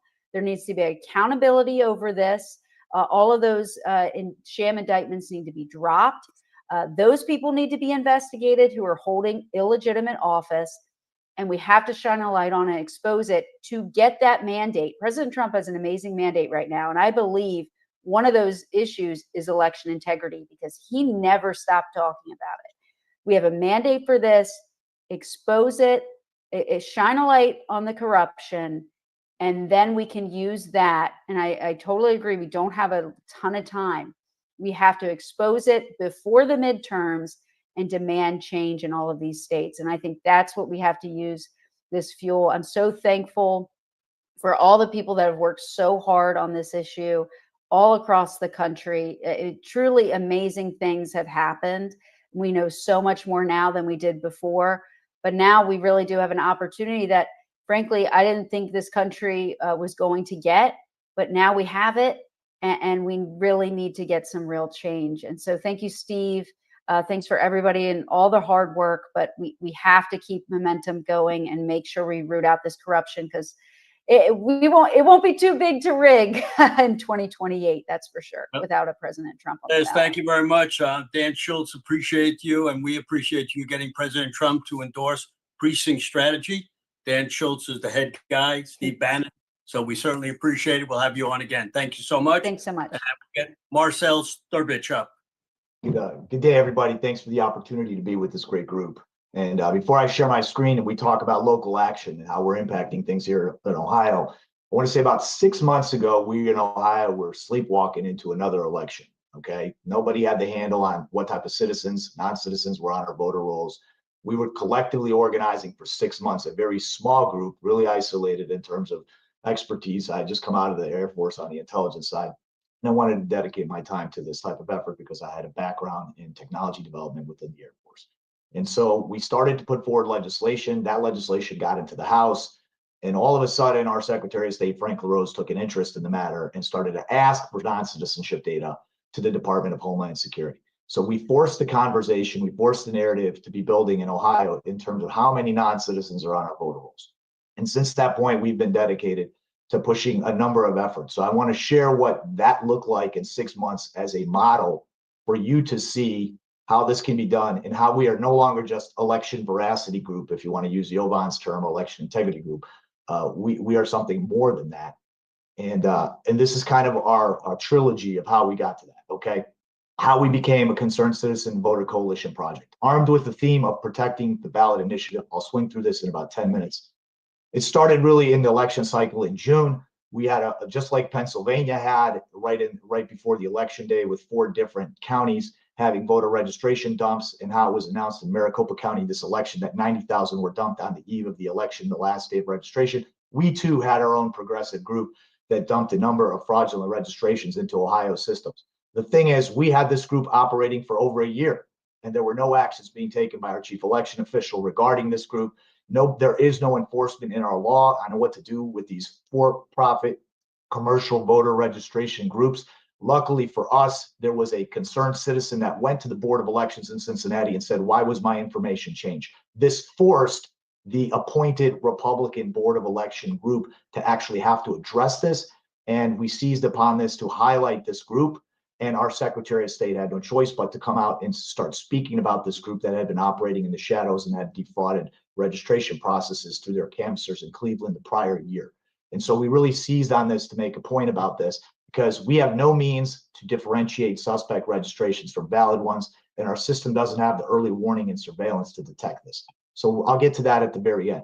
So what I proceeded to do is work with all of these groups, and we built a coalition. These are prominent citizens groups across Ohio, state central committee members, influential people that have maybe 5,000, 1,000, 90,000 people within their group. We leveraged the support efforts with our national on EIN side, and points of contact, and they came together in this list, and we wrote a letter to the Secretary of State LaRose, who up to that point had been dismissing or ignoring us to include our legislation, which would have afforded our counties the right to choose the method in which they would be casting their ballots. And so he was no longer able to do that, I think, and this was a tipping point when all of these coalition groups in the summer came out and asked for election integrity matters to be addressed, like lack of verification. Nobody data validates our registrations. Non-citizen voting, we have no upfront verification. We have fraudulent registrations that were dumped on us, duplicate registrations, County Board of Elections not complying with his directives. And we asked for interim solutions that were within the purview of our Secretary of State to take, to identify those that were not confirmed as eligible, for example, to put mismatched identity records in provisional status so they didn't vote a regular ballot, so that they had to cure their vote on election day. And we also wanted our Attorney General, who's vying for office in 26, to investigate voter registration organizations. And we didn't know half the things that we found out, but what that prompted was the Secretary of State sent a memo right after, within the same week, to the legislature now, after 5 months, proposing to undertake the following 3 legislative initiatives within the legislation. An enforcement of our citizenship requirement, which he was suing the Department of Homeland Security to get access to now. Ensuring our accurate voter rolls, meaning that anybody who has not been fully verified cannot vote regular. And then finally, banning drop boxes. That was something that came out of a 10th District Court ruling, which essentially removed our only safeguards to prevent ballot harvesting. And that was a pivot point. All 3 of those were now the basis for us to approach the State House of Representatives. So we worked with these 27 State House reps that comprise about 40% of our Republican State House reps. And we really just tackled what we saw were all the issues that were present all the way from the summer going up until the election. So in the wire coming up to the election, we got this letter signed to further reinforce to Secretary LaRose that the Republican legislature is now serious in Ohio and wants to address these issues head on. So that's where we find ourselves as we go into our lame duck session. And then we got a letter from Secretary LaRose that came to the legislature addressing these issues. And what we learned is, for all of the media attention that came to our state and our Secretary of State, how he was referring non-citizens, the county prosecutors across our state were ignoring his criminal referrals. And the Attorney General did not intend to prosecute illegal voter registrations. So realizing that we have a paper tiger on our hands, we are going to move in the direction of pursuing civil and criminal liability and licensure for voter registration groups, similar to what Florida and 5 other states have done previously. And we want to create a system that there are consequences for third-party voter registration groups, and we'll be working on that in the new General Assembly. These are just an example. This took 5 to 6 months of concerted effort, all the components that Jovan Pulitzer talked about. And what we've come up with is an outline of proposed election legislation in Ohio. The first 3 are going to be worked right now in the lame duck. And then we want to work on some of these other ones. We have no excuse absentee balloting. We have one of the first legislations in the country that would have required a third-party security assessment review of all voting systems. I'm familiar with this in the Department of Defense, 3 PAOs. And what they do is they come in and they perform a vulnerability disclosure report. And we wanted to make that a condition to certification of a voting system. We also wanted to introduce the blockchain system into voter registration databases so administrators cannot tamper, or hackers cannot tamper with our records without leaving a trace of who changed what and when. All of these were presented to Secretary LaRose. The irony is he's being considered for the CISA director. He did not seek or even sit down with us to discuss these matters. So it is not a very serious proposal or position to want to lead these efforts at the national level if you've not worked with people with expertise in this field. And I just want to point that out on this national show, that these are still out there for him to adopt and or pursue.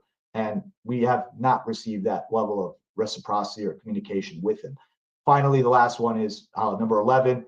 We want to restrict activity and introduce penalties for third-party NGOs and for-profit voter registration entities that violate our election law. So I'm going to stop sharing right now. And really, that was just a quick hit. I wanted to give everybody a sense of kind of what the work is in Ohio. We now are 5 months later operating with a wider network of coalition people that are not even just elections. They're a broader coalition that realizes that if they don't have honest or fair elections, their issues, their candidates are going to be, as Marley talked about earlier in the show, taken from them, their property, their representation. So we're going to continue to work hard. And we appreciate the opportunity to come on with this story group, and I'm taking any questions if anybody. Thank you very much. Mel K, you on? Mel K, just turn on your camera and you should be good to go. Mel will be right in. All right, great.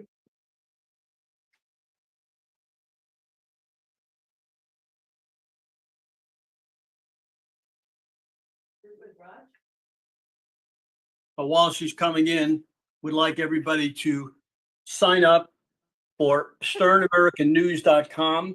We're going to have some tremendous stuff going on. Go to Stern American. We're expanding all over the place. Got to thank Jovan for all the help he's given me over the years. And, you know, he's a dear friend. And I got to tell you that you should go to Jovan's program. Sign up for that. Mel K, who's coming on now, is a fantastic person. She's got the Mel K show. We got yournews.com. Really big help for all of us. Yournews.com. Get his app. Download his thing. It's going to go public. You want to get on the ground floor.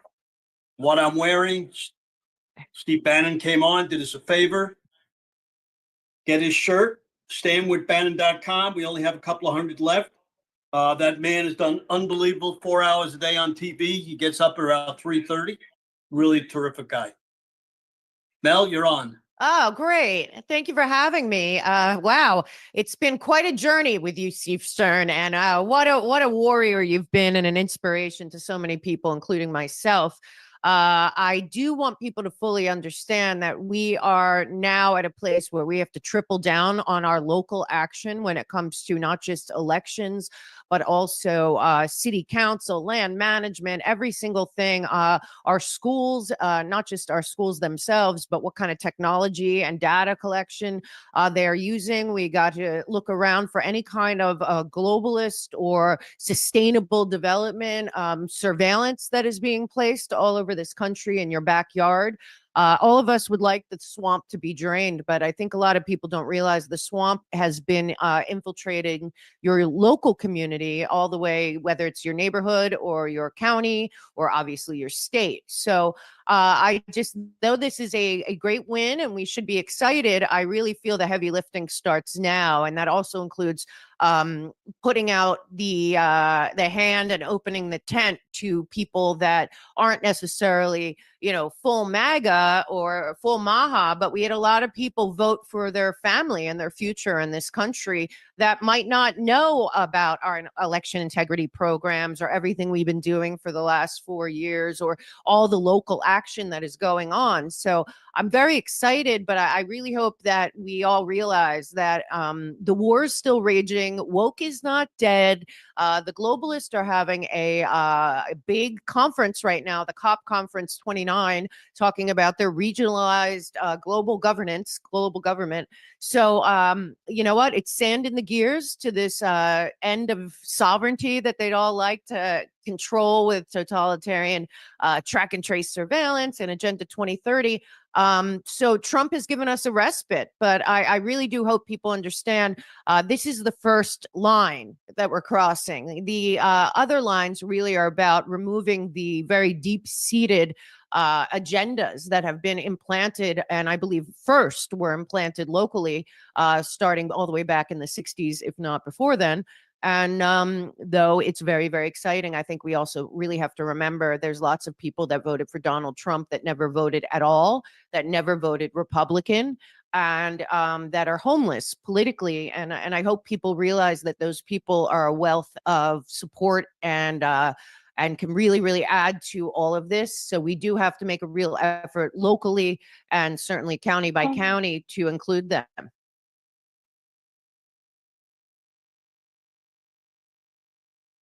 Okay, you still there? Yeah. Okay, go ahead. Anything else? Well, I mean, really, I'm just very excited, but I don't want people to get, to think that the momentum now is that there's no respite here. We probably have 2 years till the next election cycle, and we have to attack all of the election stuff right now, including that it looks like 2024 shined a light on the actual fraud of 2020. Certainly 400,000 more people did not vote in Georgia in 2020 than 2024, and the whole world could see that. So we have a lot of work to do, but I mean, my concern is that people will rest on their laurels and think that they, we won. We actually just want a respite. We have a lot more to do. Tell us how we can get to your show. You have one of the best shows around. I've been on it a couple of times and I love it. And I know that you've been all over the country. So tell everybody how to get on. Well, thank you. Actually, for what I'm talking about, I want people to know I have a new book out called Americans Anonymous, Restoring Power to the People, One Citizen at a Time. I'm very proud of that. And Jovan was a big influence on my work as well. So I do want to thank him. and he's been an excellent friend to me. So you can find me at themelkshow.com. I have a free resource page where you can find a lot of this local action, and also become your own Paul Revere in your community to keep people alert and aware and informed and active. And every single night I have a show, the Mel K Show, with a different guest almost every night, a news show on Wednesday nights. And we are everywhere free speech still exists. So the Mel K Show and themelkshow.com. Thanks for all you do. Thank you. Beck, you're up. Steve, I appreciate it. Great to be with everyone on the call today. Let me, Hey, good looking shirt. Good looking shirt. yeah, that's my Steve Stern Memorial shirt here. I wear them and sell them out of my headquarters. So it's great to have those. I'm going to share. I want to first put in the plug for Cleta Mitchell's Election Integrity Network. The group that I manage here in North Carolina statewide is called the North Carolina Election Integrity Team, and we're a part of the National Election Integrity Network. And I do want to do a shout out to Wendy Nissan from Florida, Robin Sachs from Maryland, Ned Jones from Virginia, who's a part of that network, Barry Chapman, Marcel Strbich, who was just on, Steve, yourself, and then Garland Favorito from Georgia, and a bunch of others who are dialed in right now to this call. Really want to give a shout out to all of them because they're great patriots.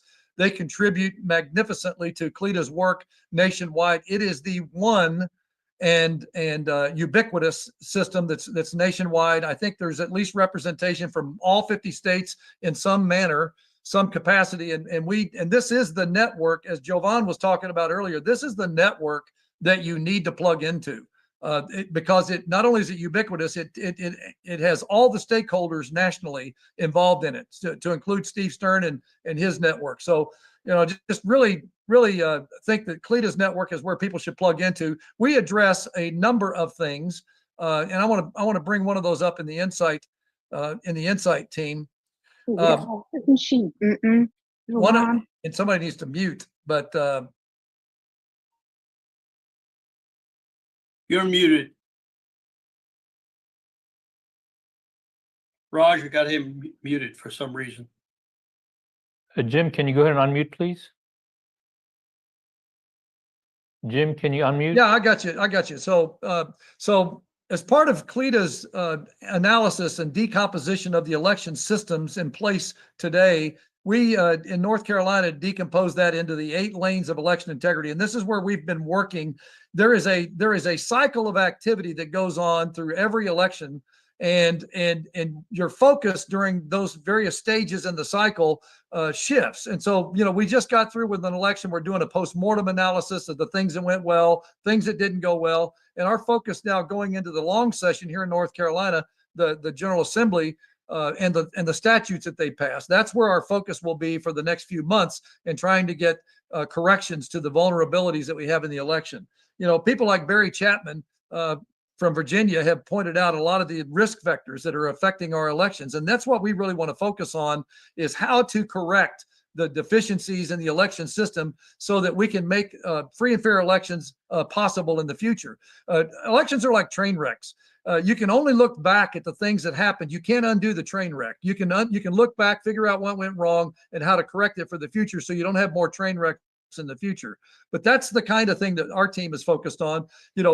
We're really going to go back to work on list maintenance and the correction of the problems. We have probably 15% of our voter list in North Carolina are still improper, either duplicates or non-citizens or dead people. We've got to get that fixed for the future elections and make it so that it stays fixed. We have to investigate the problems with the machines that went awry during this election cycle.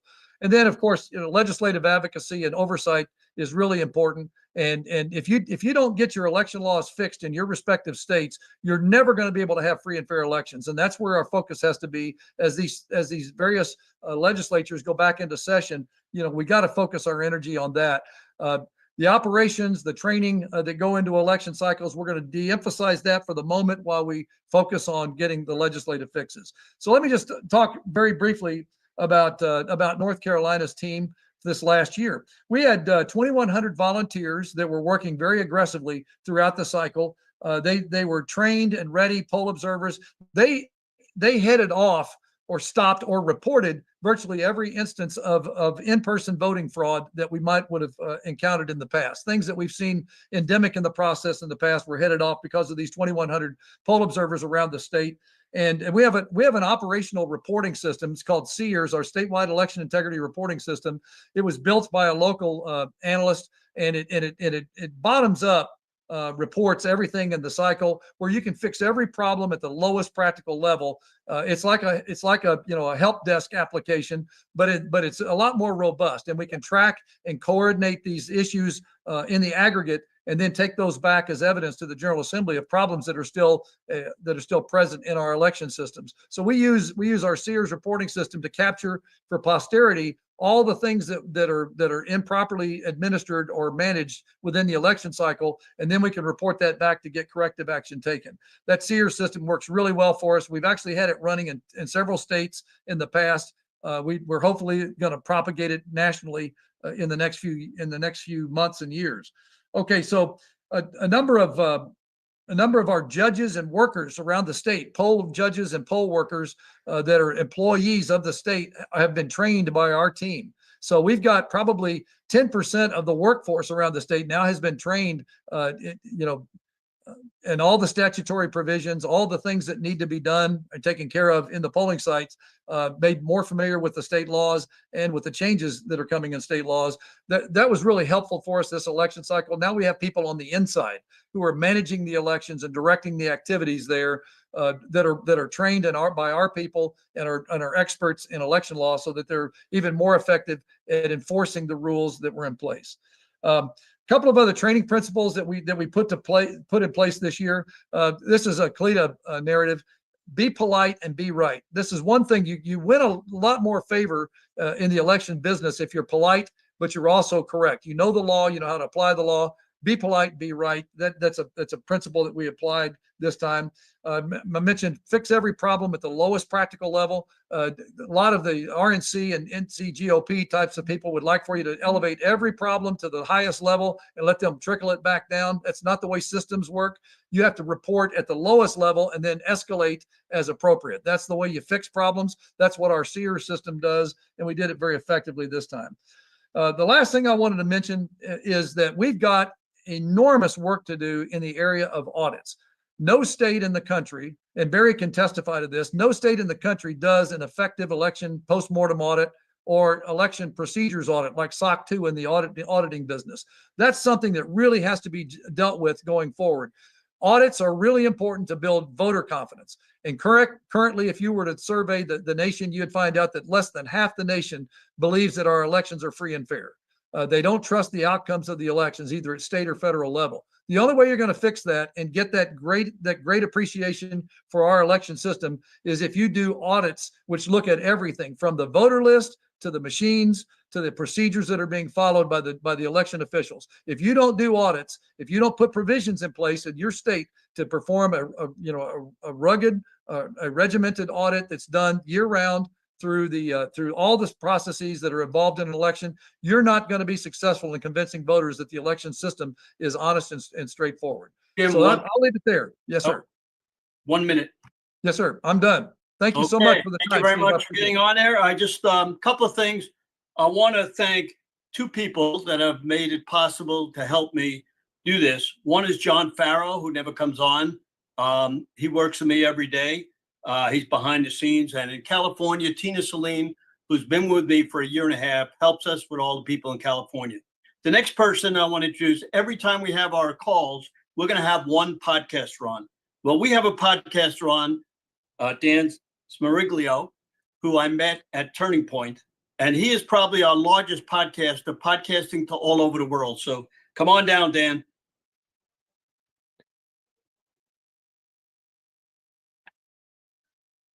Dan, go ahead and unmute, please.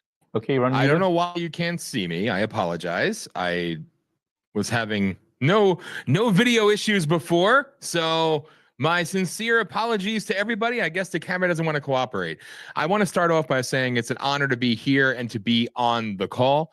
And I just got to say, from all my years doing what I do, that I've met so many great people along the way, but Steve Stern has been just an absolute gem, a blessing from God, and a true hero. So, Steve, I can never thank you enough. We met you at the Believer Summit when we were on Media Row with the Turning Point event. And this man has just been, he doesn't get enough credit for all that he actually does and how much he actually cares about the fight and the integrity of what we all do. And I'm just so grateful for him. So I apologize again that you can't see me. I don't know why, but I'm probably sparing your eyes in the process. So I do want to say that we are here and we have something built that started really in 2006 when I got into the world of activism. And I held over 300 rallies in 28 states between 2007 and 2010, fighting against illegal immigration, corruption. We broke Kids for Cash in Northeast Pennsylvania, brought a lot of bad people down, all while taking no money and just doing the right thing. And I think that kind of parlays into what I wanted to talk about is the importance of, I got tired of being banned and being censored and everything else that comes with it with regards to the media. And I figured, how do you beat that? You see a problem, create a solution. So I was on traditional radio. I got offered an opportunity. They tried to censor me and I told them where they can go. And then I started my own online radio show and then built it to an online radio network in 2007, which wasn't very popular to do. And it didn't really hit until 24/7 streaming thing until 2020. But regardless, we're in 98 countries. We're heard by 64 million people a month. Our shows generate over 4.2 million people a listen. And we've been blessed, thanks again to Steve Stern. We had General Flynn on yesterday. We've had Rudy Giuliani. We've had so many great heroes. And we've also had so many people in the fight. And something that was brought up earlier in the call was we put everybody on the air. I don't care, who you are. If you have something to say that's important that other places may not want to give you a voice, we will always, always, always put you on. And it's because I believe free speech is absolute. And just like election integrity is so very important. But one of the most important things in the world to me as well is integrity, period. And something that I shared yesterday while General Flynn was on the show, and our shows, you could find it every Thursday night is Politishock. That's the show that's been going for almost 18 years. Thursday night, 9 p.m. Eastern time. And, we made many friends along the way and a lot of enemies, and that's okay. But something that I believe is missing is integrity, period. And that comes from the local level. We left Pennsylvania, my wife and I, Hollis, who's my partner in crime, and she's the only one that helps me do everything. And it's a hell of an undertaking because we're fighting a whole establishment that doesn't want people like us heard. But regardless, we keep pushing forward. When I started out, again, which led to the Kids for Cash thing being exposed and everything else in 2008 in Pennsylvania, we went across the country, held our events, and people came to us. And it happened again not that long ago when we moved to northern Maine, where we currently reside, right on the Canadian border. We've been up here for almost a year, and we decided to hold a rally in support of President Trump on June 1st. It was my first rally since 2010 in Phoenix, Arizona. And nobody tried to shut us down more than the Republican Party up here. They worked night and day to get people to not come. We got credit, if you want to call it that, from the USA Today. We were the first rally after the indictments or the convictions in New York, in support of President Trump. But regardless, I seen what it was up here. And so many people, nobody thinks of Aroostook County, northern Maine, as being riddled with corruption, but it's everywhere. People don't trust law enforcement. They don't trust local officials. They don't trust elected officials or unelected officials. They were coming to us, telling us their stories. And the stories are atrocious. It's like any story out there, anywhere across the country, small towns, small areas go unnoticed. So my mission is to go back to the core. We have built something now where, yes, we bring in absolutely no money. All we have literally is a MyPillow promo code, thanks to the generosity of Mike Lindell. And other than that, we have nothing else. And it's hard to do it out of pocket.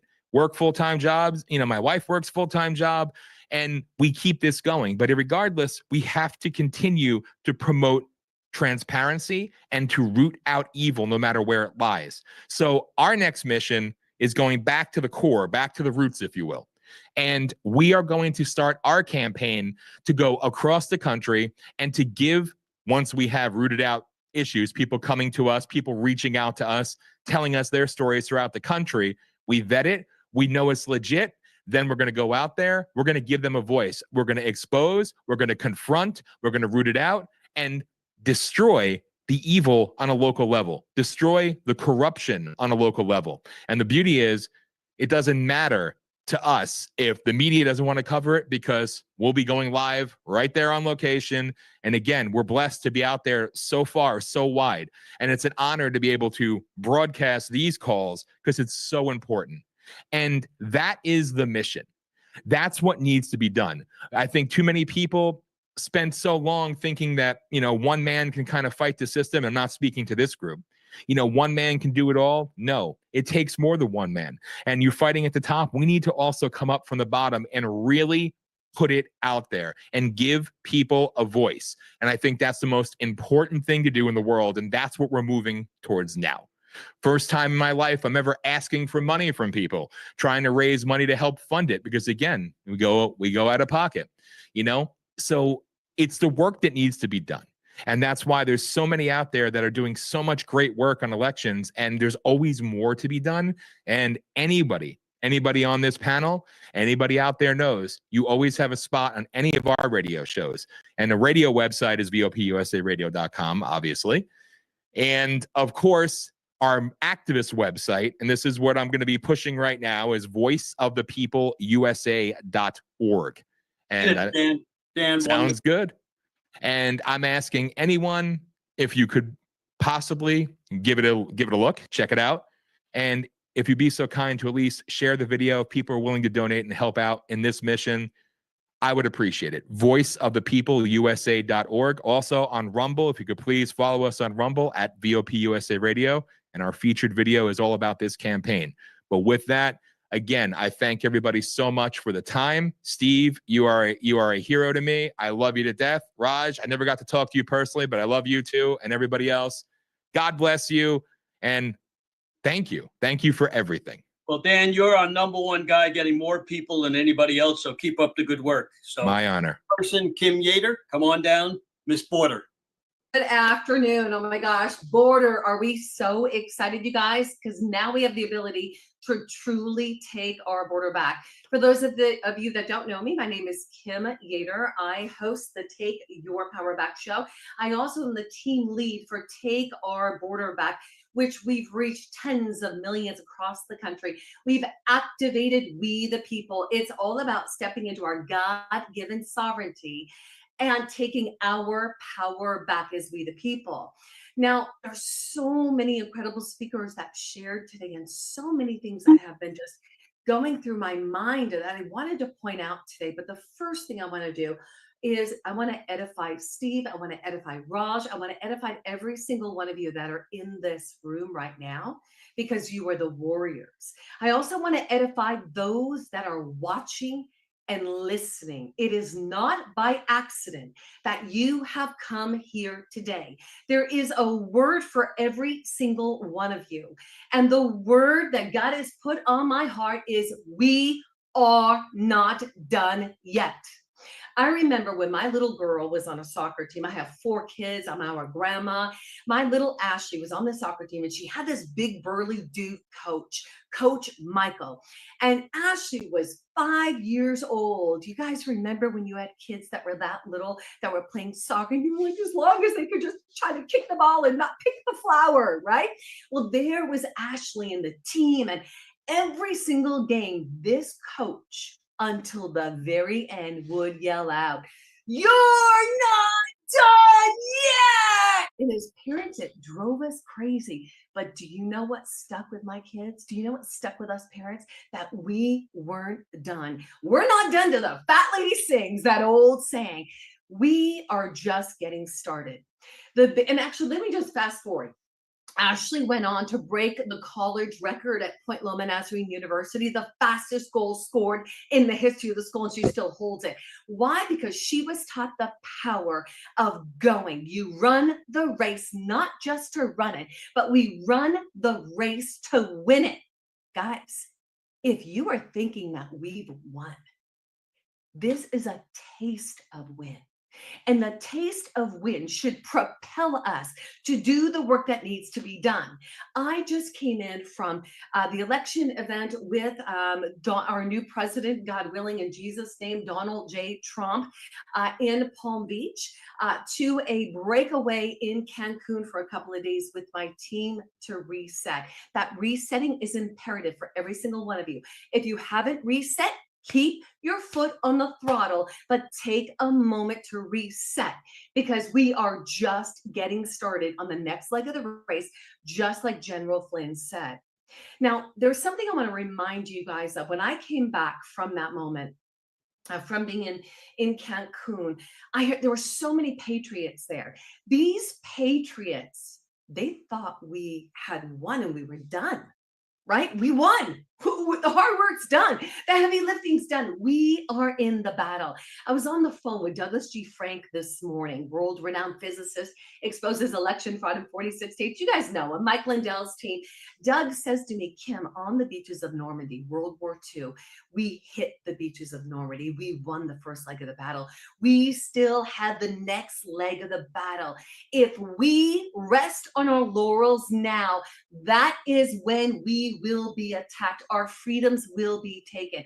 It is imperative that we continue to stand and we run the race to win it.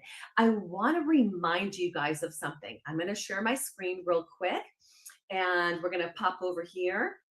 Not where I wanted to take you guys, but we are going to take you right over to this speech. I think you might remember this guy.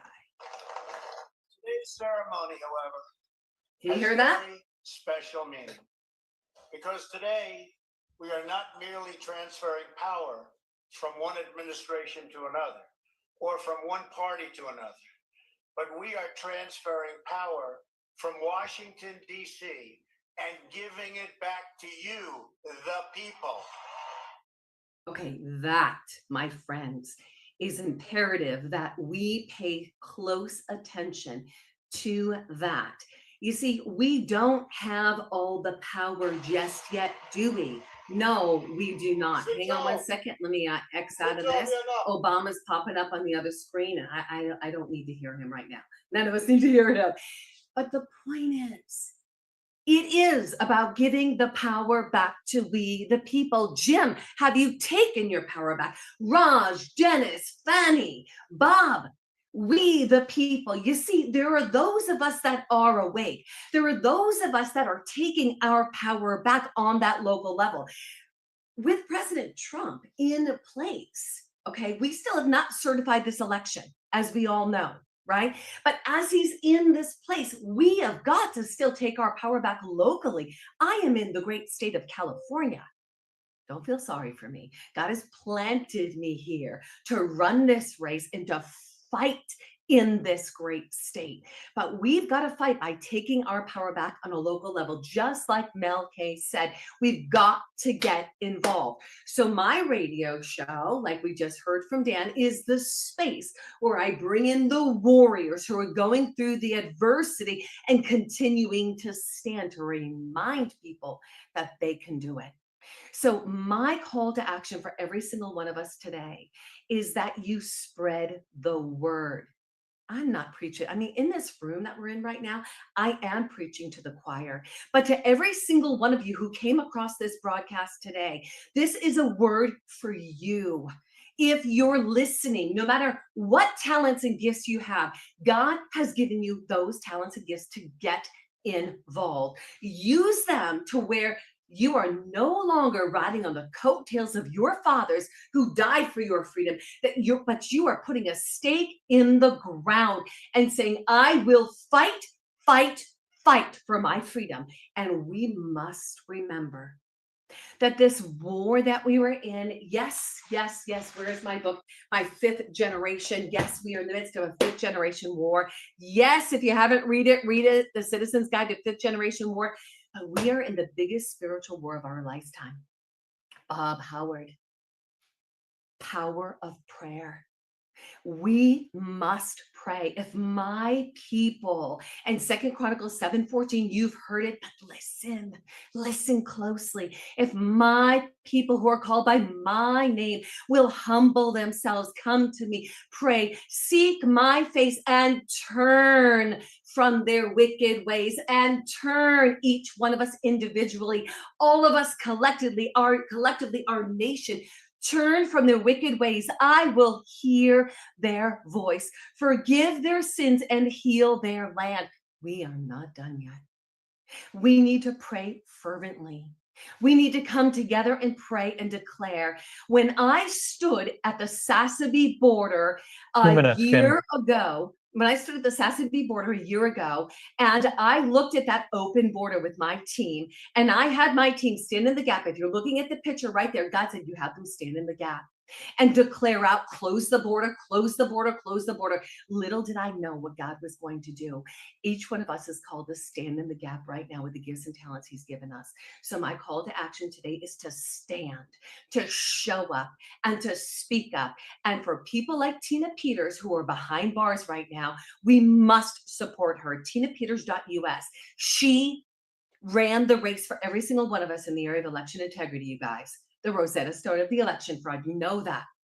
You've got to support her right now. TinaPeters.us. Go and fund her. That way she can do her shows live from prison. She can also have food to eat. That's not the crap that they're trying to feed her. TinaPeters.us. And last but not least, we have a Take Our Border Back Summit right before Thanksgiving. This is online. Go to takeourborderback.com. This summit is going to be absolutely incredible, because do you want to know how to have the conversations with your family members at the Thanksgiving table and with your friends and family? Join us and our speakers who are experts in this arena so that we know how to support our friends and families from being the turkey of the deep state, and have relationships that actually work without fire hosing people. The Bible says the heart is deep waters. A wise man draws out the heart. Guys, thank you for allowing me to speak today. Kim Yeater, takeyourpowerbackshow.com. Raj and Steve, thank you, Kim. Thank you for being the warriors you are. God bless you. Thank you, Kim. Thanks for bringing it. Thank you so much. We're bringing Ivan Raklin on now. Ivan Raklin, we have still more speakers here. You are asking about where do you get the recording. The best way to get the recording is to get it from sternamerican.com. Sternamerican.com, click the Rumble channel, get the recording from there. If you're watching this on any of the live streams, you can get us by texting elections to 91776, elections to 91776. Mr. Raklin, welcome to the show. You're up, sir. Hey, Raj, thanks. I'm just going to take a few minutes. My line of effort, amidst all the people that are fighting for election integrity, kind of focuses in on state legislatures and then our kind of federal Congress primarily. And I think right now, a lot of people are resting on our laurels of a victory. And I'm concerned that because they're basically, it looks as though they're transitioning power over to Trump without a fight right now. I suspect that it's the quiet before the storm. So I'm keeping an eye on what they're going to be doing in the certification process. And also, they're going to try to continue to steal some of these elections. We're starting to see some indications of that in Pennsylvania and Arizona with the 2 Senate races. So I think this is an opportunity for those of us that have touch points with America PAC or the Trump campaign to make sure that, as well as the RNC, that we have enough interest and I guess scrutiny, as well as at the NRSC, now that Tim Scott has been elected as the chair of the NRSC, as well as the NRCC chair, to continue to keep an eye on these House races. I would say if we were to clean up some of these House races, we could probably pick up a few more seats, thus padding that majority that we have in the House. In addition to, as far as the Congress is concerned, one of the big things that I've been working on is exposing the illegal election certification that occurred on January 6th of 2021. And what just took place today in the Senate is should be very concerning to everyone, because Mitch McConnell's beloved John Thune, who is basically besties with Mike Pence, who was presiding over that illegal certification on January 6th, he is now the Senate Majority Leader. And the most important thing that he is going to do as it applies to that position that most people don't recognize is he will be appointing the Senate Sergeant at Arms that will continue to cover up the January 6th Fedsurrection parliamentary coup. That's what John Thune will do on January 3rd of next year when the new Congress starts. And what does that mean?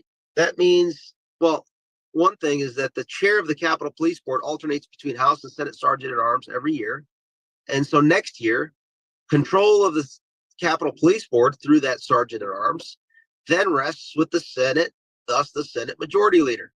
Additionally, Mitch McConnell's boy, Thune, gets to confirm everyone or not confirm whoever is appointed by President Trump, to include the architect of the Capitol is appointed by President Trump and confirmed by the Senate. So I've always said that control of the Capitol Police Board is really control of the entire federal budget, because when you control the Sergeant at Arms, you control all the communications and all the video and all the blackmail compromise within the campus of the Capitol. And that is what's going to dictate and create leverage over pushing back against what would, we just did a mandate for Trump and MAGA and MAHA, but unfortunately we have a Senate Majority Leader that is not of that ilk. And the Speaker of the House is leveraged probably by outside forces, particularly Paul Ryan and Faux News, etc. So we have to, my bottom line here in the discussion that I have here in the few minutes that I have is, the call to action is, we must continue to scrutinize the electoral system maximally, continue to clean up voter rolls, and don't just take for granted just a billionaire or a trillionaire, or just because someone is appointing someone, it doesn't mean that they're the best person for the job. We have to continue to apply and introduce evidence of who is a better person to be in each one of these positions, of the remaining positions that will be had in this incoming administration, as well as in Congress. So with that, if you guys want to follow any detailed work I do on all these subjects, I'm on Rumble, I'm on X. So that's all I have, Raj, and thanks for having me on. Yes, sir. And how do people find you on Rumble and X, Ivan? Yeah, my last name is spelled Raklin, but my Twitter handle or my X handle is Ivan Raklin, Raiklin. And then same thing with my Rumble channel. Thank you. Those are the two free speech platforms that didn't bend a knee, and those are the ones that I will be supporting myself with content. Thank you, Ivan. Thank you for coming in. Thanks for the work you do. And Jerome, you're up next, sir. Thank you very much. This is Jerome Corsi, and our work on election integrity has been done through gods5stones.com. You can take a look at that site. It's GODS, no apostrophe, spell out 5, FIVE, and stones is plural, STONES, gods5stones.com. What we've done is we have discovered a series of algorithms, which are these cryptographic codes that we found in the state Board of Election databases, the voter databases of a variety of states, including 4 of the 5 battleground states. In other words, Wisconsin, Pennsylvania, Georgia, and Arizona. We also found these codes in New York, New Jersey. We'll be reporting there, in Texas as well.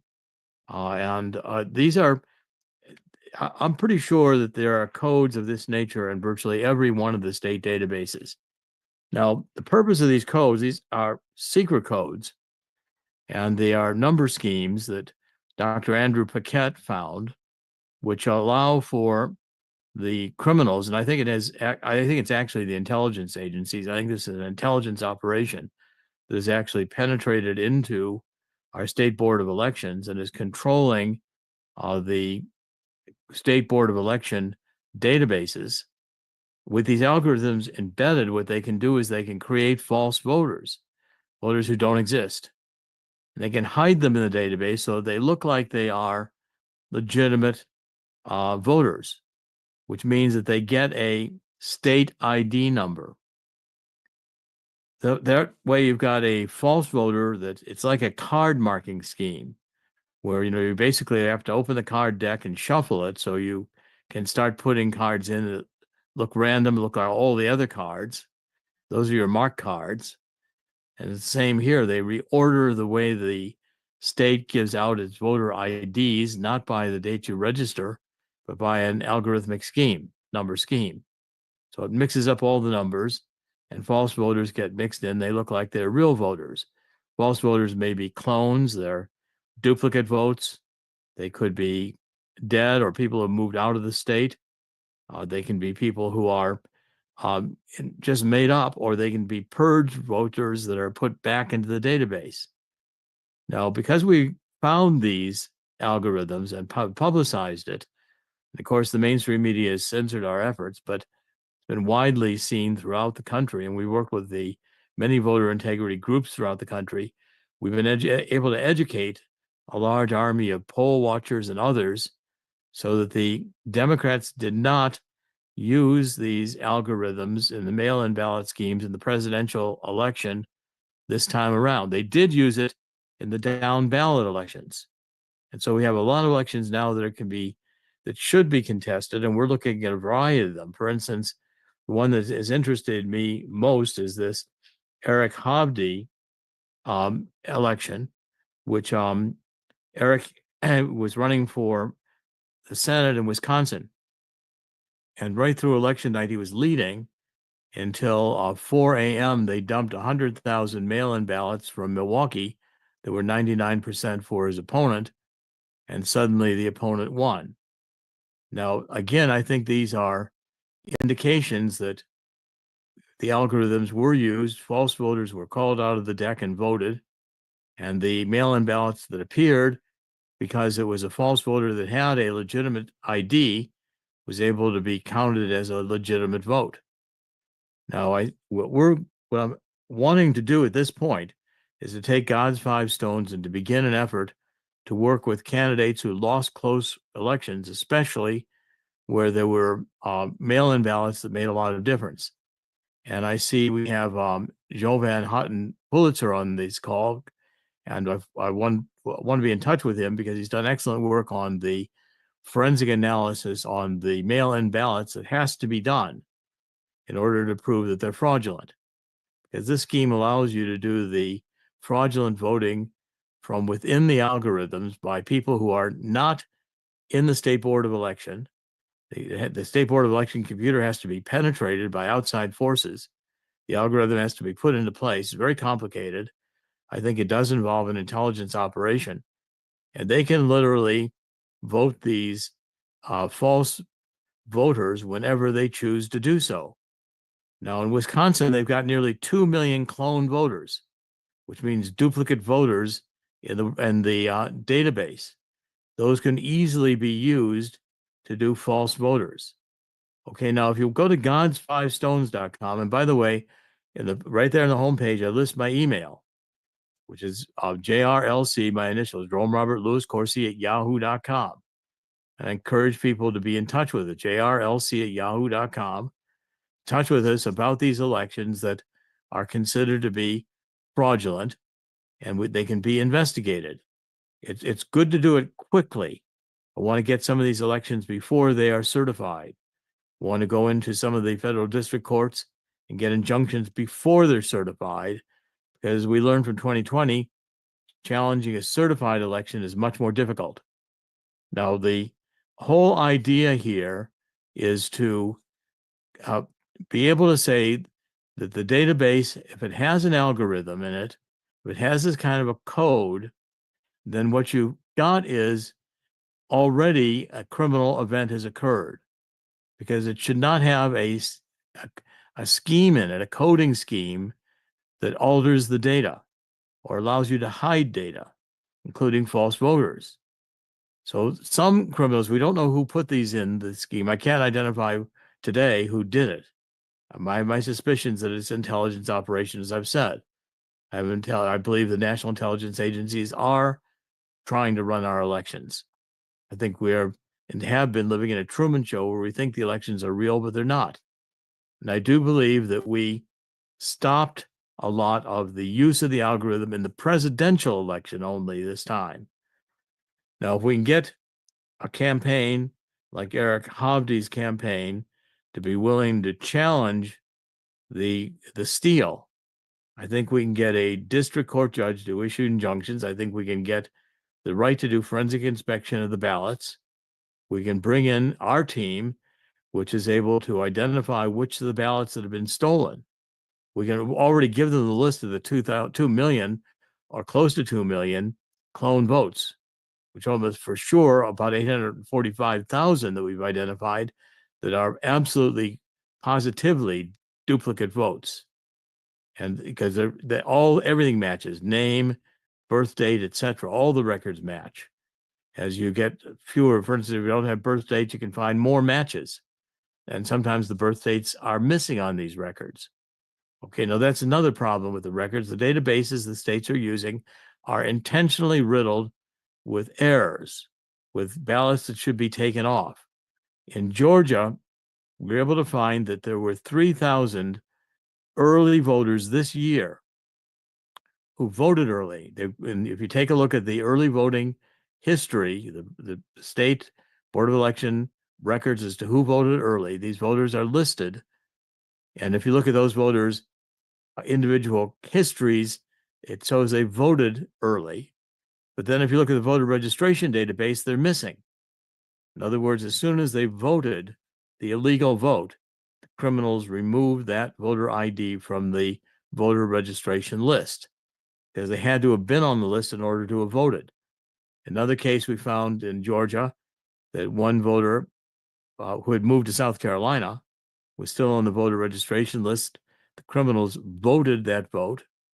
Then they created a clone. They took the original vote off the database of the voter registration and they voted the clone. Then they took the clone off and returned the original record. So that record of someone who moved to South Carolina was voted twice. And we have the actual vote that was done that way. So we can say, here is a vote that was fraudulently voted. In other words, we're not arguing hypothetical. We can show you actual voters. And if we get the mail-in ballots and can do a forensic search, get the numbers of people who mailed in mail-in ballots, I'm sure the number of those a large number are going to be in the clones. It's not just a matter of sending people out canvassing to go knock on doors and see if the mail-in voters really exist. You do a lot of this work from within the computer system, provided you get access and cooperation from the computer, from the State Board of Election, to give you the access to the various databases they have of voters who voted, what dates they were in the database, which dates they were out of the database, whether purged databases were restored. In Georgia, we found that 50,000 purged records were restored, and it made active voters, which means they were not erased or eliminated. So Georgia looks like it has essentially two separate voter registration lists, one legal and one illegal. The point is they've got to mix them together, which is so complicated that it demands a computer algorithmic scheme in order to keep track of these votes and to do it correctly. Or in other words, to vote the illegals, find the illegals, the illegal votes, the false votes, and these are not illegal aliens, these are just false records that are sometimes are even just ghost records completely made up, to find them, to note that they were voted, to see if they were removed from the voter registration after they voted. Okay, now that's a forensic operation. And again, if we go to the down ballot elections, we can prove that the algorithms are still being used, even though we didn't see the patterns. It's the other thing we're emphasizing. God's 5 Stone is the website. G-O-D, no apostrophe S, 5 spelled out F-I-V-E, and Stones, S-T-O-N-E-S, God's5Stones.com. And we're going to continue the work for two reasons. Number one is I want to pursue some of these close elections and do forensic analyses of them, and the ability to actually, before they're certified, 30 seconds, sir. Before they're certified, to actually check and see that we can show illegalities having occurred so the election can be overturned. We overturn one election in the United States by showing fraud, we're going to make a huge impact. And number two, we want to continue our efforts to find a voting system that works. Our current voting system is messed up beyond repair. These voting databases are beyond recovery. The states are not even attempting to maintain legitimate databases. The databases are fraudulent because that's the way the states want them. It's the way the parties want them. We got to get beyond this uniparty.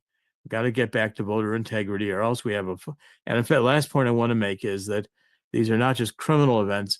These now, I think, are going into traitorous schemes to destroy election integrity. Thank you. I greatly appreciate the opportunity to be here, and thanks, Steve Stern. God bless this entire voter integrity effort, and we're honored to participate. Thank you. Thank you very much. Thank you very much, Jerome. We appreciate it. We're bringing Phani on next. Phani, thanks for being here. You're up, sir. Thank you, Steve. Just want to quickly introduce myself. I got involved with election integrity work right after 2020, and during the course of the last 4 years, I have been involved with the voter roll accuracy because that's where I felt my talents and my skills could contribute to remedying so many faults that everybody has just kind of deeply discussed very well. I formed checkmyvote.org, which is a volunteer-driven voter roll inaccuracy identification and rectification toolkit. We're live in Michigan, Ohio, and Tennessee. And I was so thrilled about this last Tuesday when Trump won a race that was rigged from the get-go against him, because we could see every month in the voter rolls what was going on, and we were really apprehensive about what's going to happen in the election, with so many odds stacked up against him from day one. But it was a great reprieve, and I just call it a reprieve because while I saw that many people were busy celebrating, including myself, the evil, the evildoers continued to lurk in the darkness of the night, and they pivoted. The Democrats, I would say, pivoted over to stealing the House and Senate races. And I'll give you an example because I was looking at data. The Michigan's one of the Senate races, Mike Rogers was Elissa Slotkin, and Mike Rogers was leading by a 5 percentage point up until the nighttime. And early in the morning, 3 a.m., there was a ballot dump of 928,000 ballots, which flipped the entire game. And Elissa Slotkin, Democrat, was declared a winner by a 0.3%.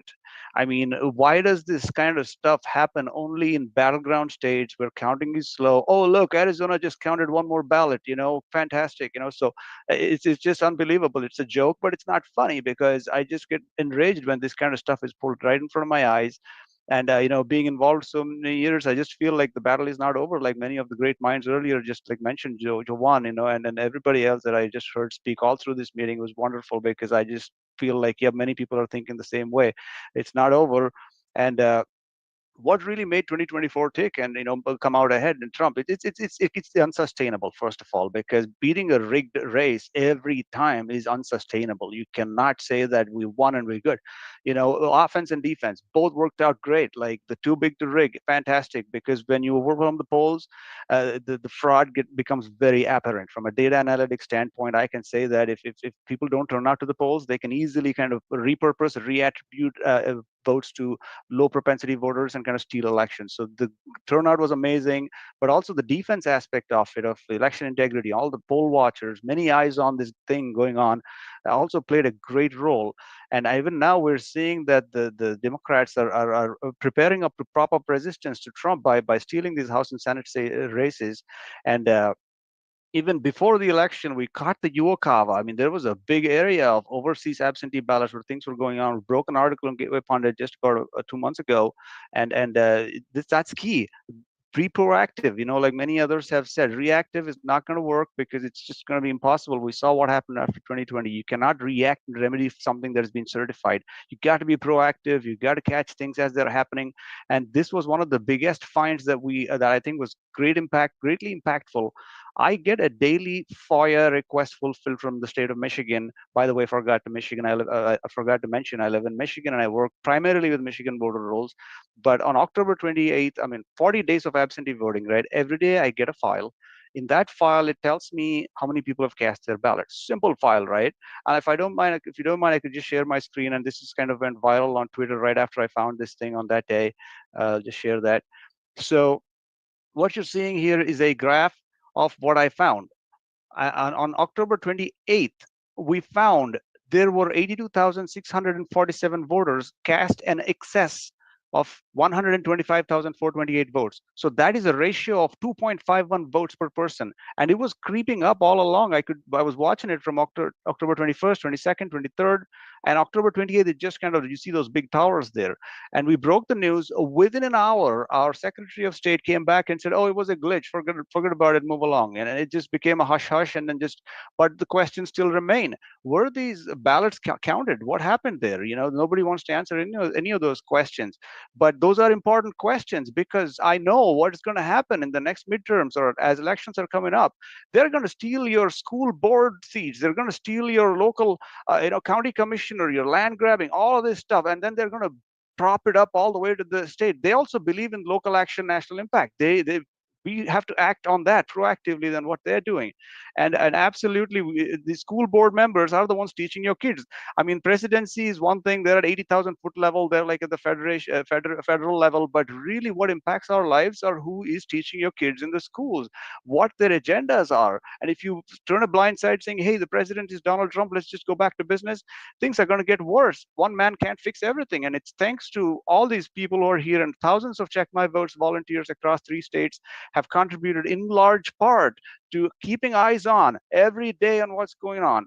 And that's has to be repeated and just kind of kept in our minds that it's not over. Like Thomas Jefferson, one of my favorite presidents, said, the price of freedom is eternal vigilance. You cannot let your guard down, and you cannot. I don't want to repeat what others have said. I'm preaching to the choir here, really.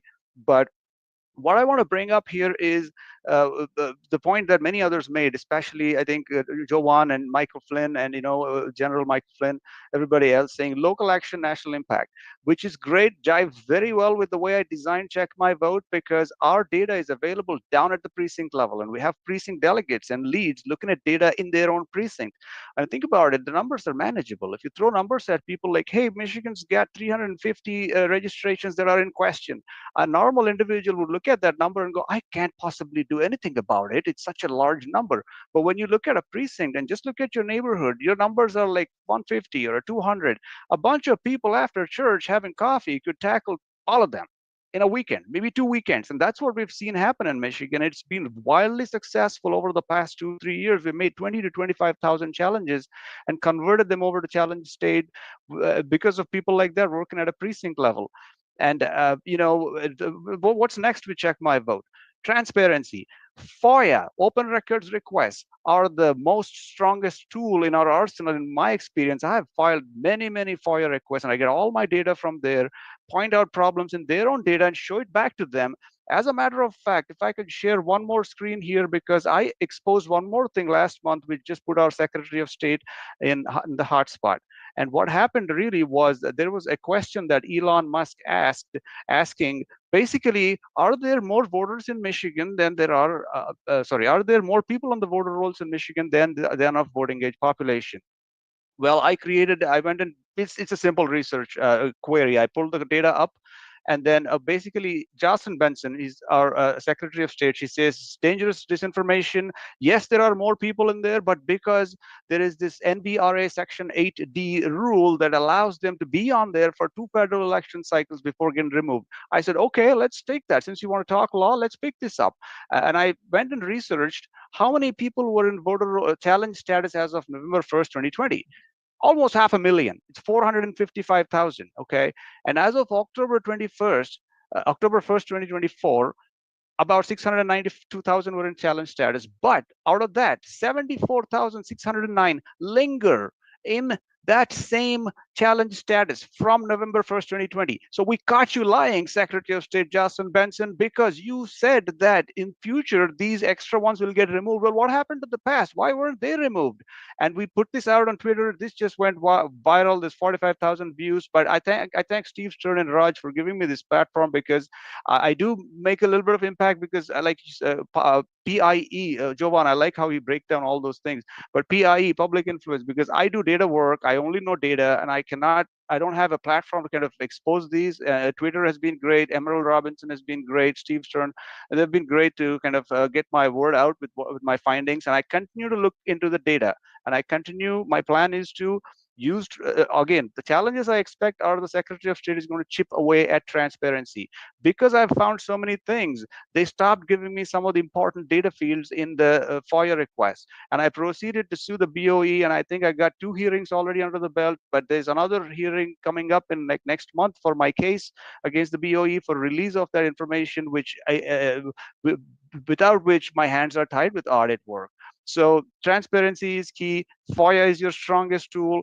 Get your data, get your data, get your data, and analyze it. If you don't have the skills to analyze data, pass it along to organizations like Through the Vote, amazing organization, Eagle AI, Dr. Rick Richards, myself, Check My Vote. We are there. There's a lot of data analysts hungry to munch on that data and provide analysis.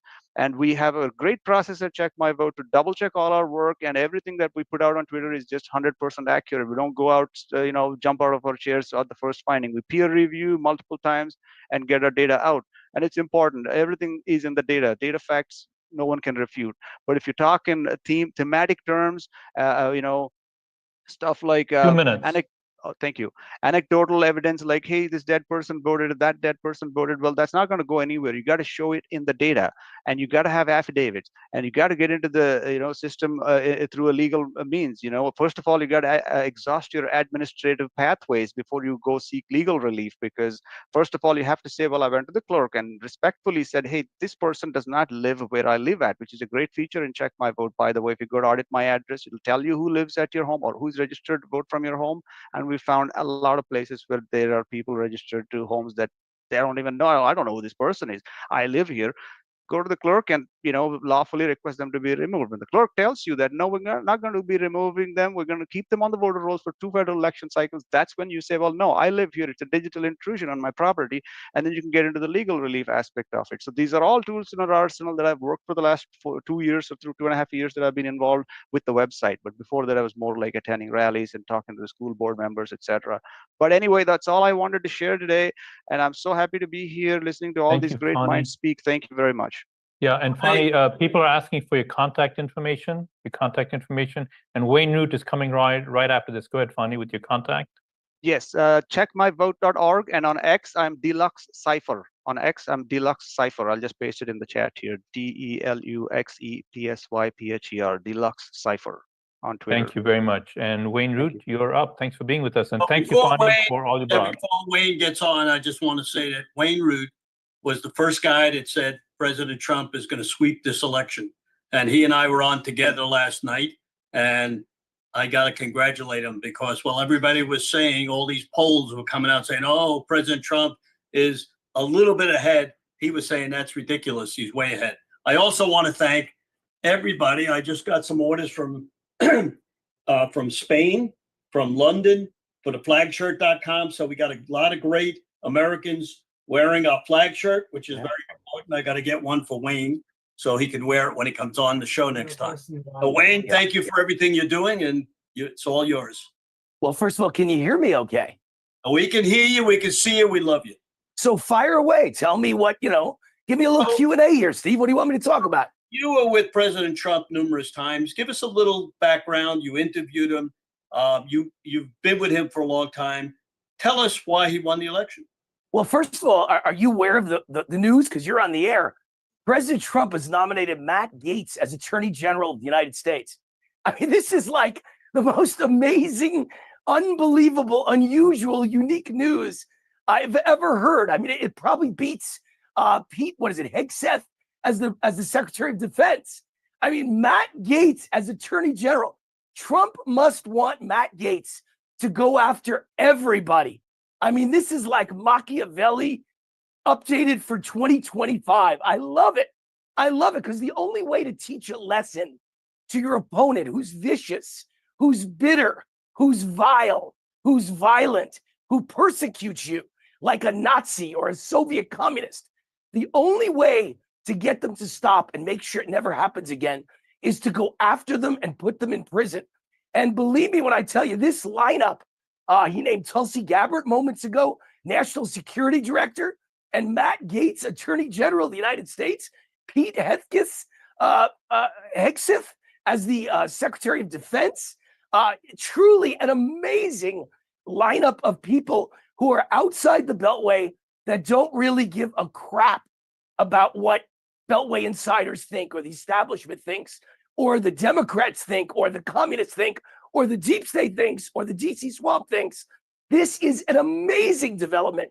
I mean, this is Christmas come early when I see this list of who Trump has nominated. I am so excited to be part of all of this team. And I hear that Kash Patel is going to be named head of the FBI. If that comes true, we're going after everyone. And they all deserve to go to prison for decades to come.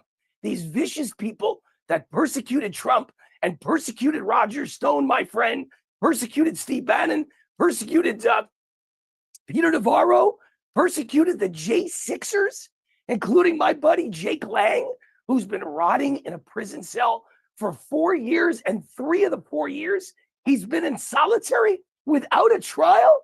This is not America anymore. This is a Nazi Germany meets the Soviet Union, and it's got to stop. And the only way we could stop it, guys, is if we go after, don't persecute, prosecute.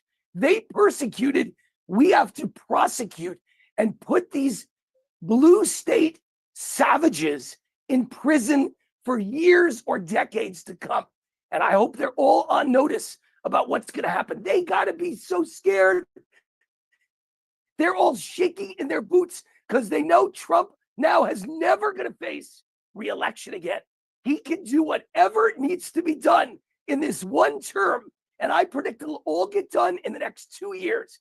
He's not a lame duck. He's the opposite of a lame duck. He's an I don't give a fuck. He's going to do everything that we ever dreamt of. He's going to deport them all and build a wall. And he's going to put a lot of Democrat rats in prison for years to come. So I love it. I think it's great. As Steve said, in the whole country, the only one who understood that Trump was on his way to a landslide in the media.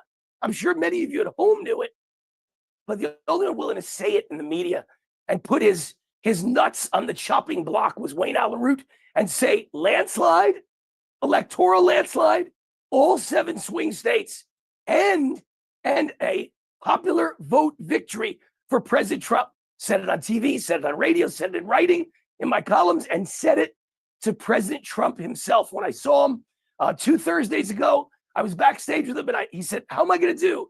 You're the odds maker, Wayne, the Vegas odds maker. And I said, here's the deal. You're going to win by 12, landslide, but they cheat 10. So to look like you won by 2, but you win every swing state, electoral landslide. And he loved that. And that's exactly what happened. I mean, I think he's ahead by 2 or 3 points right now. I think it's 2. I may have hit it right on the head, but it's either 2 or 3, and I put that in writing. So I'm very proud. I knew all the polls were complete bullspit, lies, fraud, propaganda.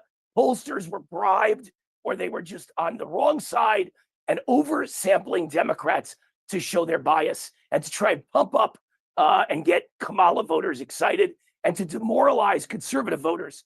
Trump was never losing in any of the swing states. He was never losing in America. Anyone who said otherwise is a liar and should never be trusted again. So that's my story. I'm sticking to it. And the last thing I'll leave you with is Trump wants to deport 20 million new illegal aliens. And I'm guessing there's 20 million already here. So that's 40 million. It's going to take forever to round them up, to find them. How many ICE agents would you need to deport 20 to 40 million people? So I say, let's do it. Let's start. Let's go after them. Let's start with the bad guys. But on your first day in office, President Trump, announce no more welfare of any kind for illegal aliens, for foreign invaders. If you came into this country illegally, no welfare, no food stamps, no housing allowance, no aid to dependent children, no free health care, no Obamacare, no Medicaid, no free Obama phones, no nothing, no free legal aid, no $10,000 Visa cards. Everything is off the table. Welfare of all kinds, government entitlements of all kinds are banned to illegal aliens, and they will all self-deport. They will leave. You will save the money and the trouble and the time of trying to deport 20 to 40 million, because at least half or 2/3 will leave when they hear no more welfare. They can't live without welfare. They can't live without food stamps. They can't live without free healthcare. They're all going to leave. And on the way out, adios, arrivederci. Don't let the door hit you in the ass on the way out. That would be my message to all of them. Wayne, you're on the radio, you're on Real America Voice, you're on Lindell TV, and maybe 16 other things. How do you do it? I'm like Trump. I was born with parents that taught me to work hard, that all of life comes down to working hard. My grandfather was a workaholic, came to America with nothing from Germany and built an amazing business, the most successful butcher store in Bronxville, New York. And he worked 18 hours a day his entire life till the day he died. And that's what I do, Steve. I just work and work and work. And that's what Trump does. He worked so hard, he earned the presidency. Kamala is lazy. I said this from day one. DLI, dumb, lazy, and incompetent. She didn't want it. She didn't work hard because she's never worked hard for anything in her life. She slept her way to the top, and she got all her jobs from either sleeping with someone or because she's black and a woman or Indian and a woman. Never in her life did she actually work her butt off to get a job. So she has no idea how to work hard to win the presidency. And Trump destroyed her. He out-hustled her. He outworked her. He out-everythinged her. And she never even knew what hit her. It was like a missile coming at her. The Trump train ran her over. Best joke of the entire election season. Kamala got destroyed so bad by Trump that FEMA had to give her a $750 check. He just ran her over with the Trump train because she's never worked or earned anything in her entire life. And Trump showed her how to do it. Trump and I work hard. And like Trump, we have so much in common. I'm from New York, and I know the streets of New York, and I've never drank, never smoked, never done a drug. Just like Trump, I just work.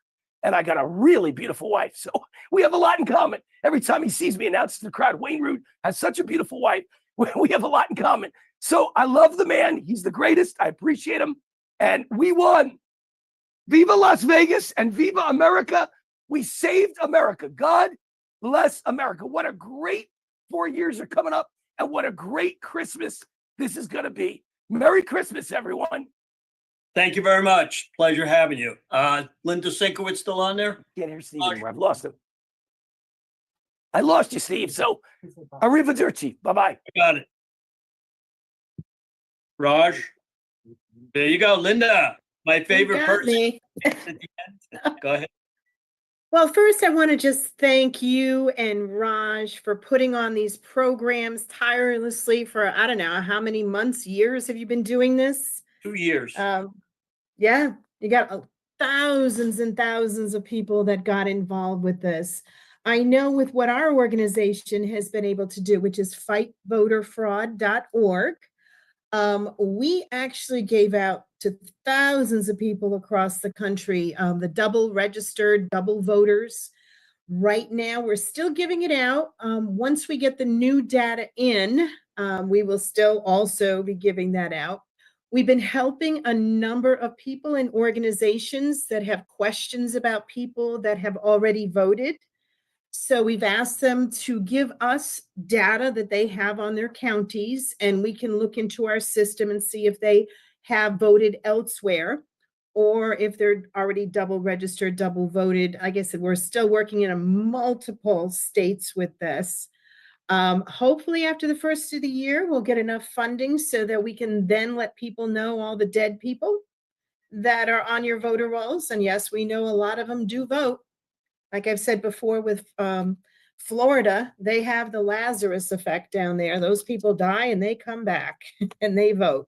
So we have a long way to go in cleaning the voter rolls, but Raj and Steve have had on today some of the most incredible people, with everybody doing their own very specific analysis of voter rolls and everything they're doing. I got to tell you, Wayne Root just put a big smile to my face. I mean, we should all be, again, very happy that Trump won, even though my organization is nonpartisan. I am now speaking as a individual.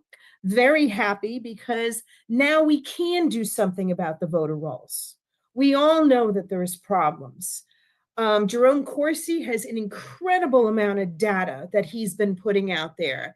And Phani, the same thing with you. I mean, so everybody, and Marley, who was on earlier, she's incredible as well. So I just wanted to say thank you to everybody. Go to our website, fightvoterfraud.org, download, fill out for the free data that we'll give you, and we will keep you updated when we have new data coming in. But even right now, if you ask for data, you can double check ones who have already voted, see if they were on our naughty list, and maybe you can do something from there. But thank you so much, everybody, and it's fightvoterfraud.org. Thank you. Thank you very much. Garland Favorito, you want to get him on? Yep, stand by. Stand by.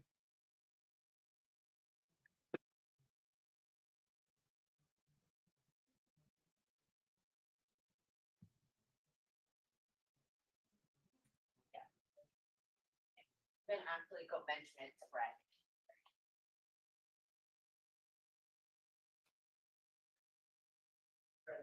Thanks to everyone for the amazing night last night in Georgia. It was quite. First of all, congratulations to Donald Trump. You did an incredible campaign. But I think what most of the folks may not know is how much eyes on the ground there were in these battleground states. This was a culmination of 4 years of our work for election integrity. We've been trying to really save Georgia. And we've got a lot of people to thank for that. Now, the America Project played a great role, and all of our volunteers, thousands of volunteers across the state. We had eyes on everywhere, and just like they did in other battleground states like Pennsylvania and Michigan and Wisconsin and Arizona. So I guess what I could say is this is the last 4 years we have been working on legislative improvements and changes to make sure that this election would be legitimate. We didn't achieve everything. We still have to unplug the voting system in Georgia, but we put a lot of detection mechanisms in place legally and through state election board rules. So those all, I think, made a big difference in the difference between 2020 and 2024. And then, of course, the other great thing is that the Republicans were awake. This time they were asleep in 2020, asleep at the wheel. But this time they were everywhere. Great, all kinds of election protection activities going on nationally. And I think that made a huge difference.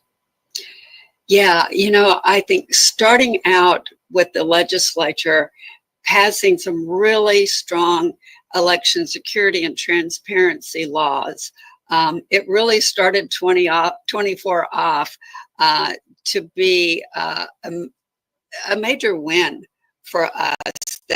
And we would love to have gotten rid of the electronic voting machine, but that wasn't going to happen. So the next best thing is to make sure you have security and transparency laws around the machines. And we had great Republican leadership in both the House and the Senate here that helped us do that. They fought really hard for it. We really appreciate the Senate Ethics Committee, which oversees election laws, and the House, what's the subcommittee? We had a House Government Affairs subcommittee And specifically dedicated to elections.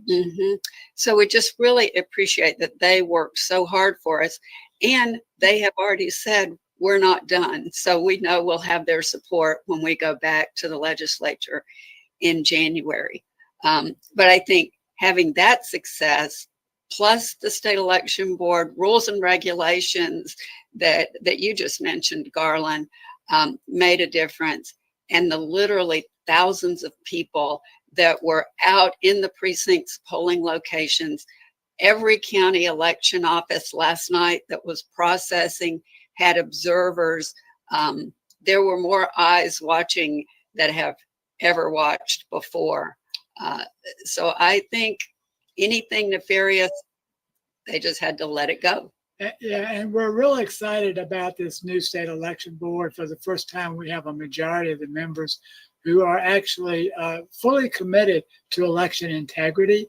They're being attacked unmercifully by the press and some of the Democrats, but they have stood strong and withstood just horrendous attacks to do what is right. So we're hats off to them as well. But in particular, our volunteers. We've had so many people at Voter GA who come up and said, hey, I've got this skill or that skill. How can I help? Some people have been able to donate. Some people have donated their time and their skills versus money. And some have donated both. But they have all made an incredible difference in basically turning this thing around from what happened in 2020 and what happened in 2024. You know, I think also what could almost bring me to tears is the determination of these people, because the state election board members you just mentioned, and as well, there are a number of conservative, election integrity minded county election board members who are serving, and they have been under intense scrutiny. The attacks have been relentless. The lawsuits have been relentless, and they just keep on fighting. It's like the more the attacks come, the harder they fight. And boundless energy. I know people that were working in the election offices until really late last night, and they were back there early this morning as the processes continued. So we're all digging in and we're ready to make sure this is going to be done right going forward. And such a gift that we were given last night that Donald Trump is going to once again be in the Oval Office. Yeah, and President Trump ran a great campaign. He reached out to Latinos, to Blacks, to unions, everyone he got on board. Even traded off Dick and Lynn Cheney for RFK Jr. and Tulsi Gabbard. That's the deal of the century. Probably the best deal of all amazing deals that he's ever made. But hats off to him. But we got to just say also hats off to all of our fellow election integrity advocates around the country. I know a lot of you will be watching this video, and there's so many of it, and I hesitate to even start naming names, but you know, we've got to just say thank you to Patrick Colbeck up in Michigan, Peter Brunegger in Wisconsin, and Heather Honey, and Tony Sheep and Karen Taylor in Pennsylvania, and Shelby Bush and all the folks out there in Arizona, and I could go on and on about all the people. I apologize if I left probably 1,000 names off that list right there. But we want to thank all of them for what y'all have done in your states to protect our elections. And also a big thank you to the America Project, who's been really, really helpful in sustaining us so that we could be effective. And as well, Mike Lindell, he has been wonderful to help promote Voter GA. He talks about Garland and Voter GA, I think, all the time. And we just appreciate what he's been willing to sacrifice for this movement. Amen. Probably no one has sacrificed more than he has. And also we got to thank Brandon House at Worldview too. We've been up here doing election coverage for him this in the last two elections, actually. And he's another incredible patriot. And I've probably forgotten 10 times more than I've named, but just a few folks that have been so grateful, and helpful to the movement. Patrick Byrne, of course, through the America Project, General Flynn, and all of his incredible family. We just want to say thank you. And we also have to remember Tina Peters, who today is sitting in jail because she was willing to stand up and say things are not being done right. And she is paying a very, very heavy price. So I would ask everybody to continue to pray for her. I would love to see her released from prison.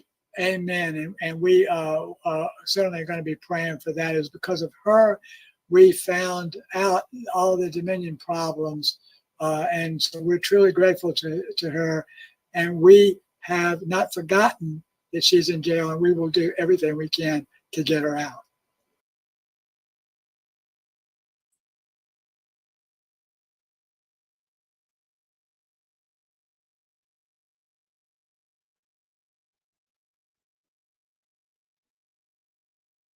So Jovan, can you hear us? Okay, Jovan. Okay, you able to come on now for about 10 minutes? Sure. Okay. So I want to thank everybody. Jovan's going to be our last speaker. Everybody wanted to hear him again. We'll give him as much time as he needs. Want to let everybody know our next meeting will be on the 25th Monday because Thanksgiving's coming up. We got some top people have said they come on.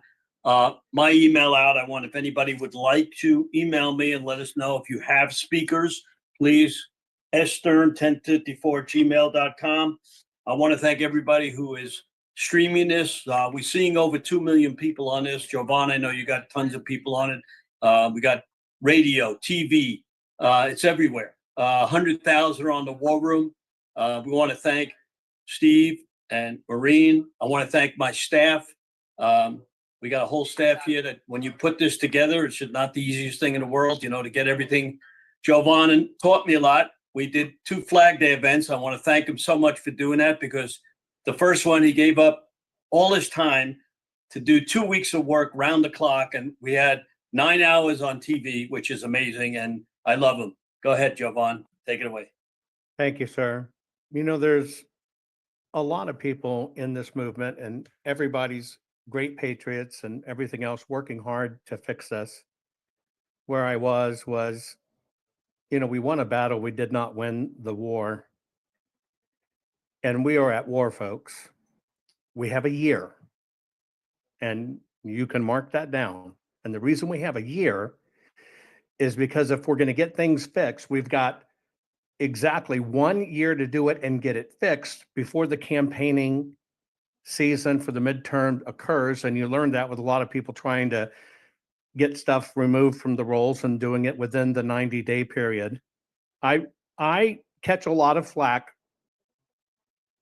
for talking candidly and directly.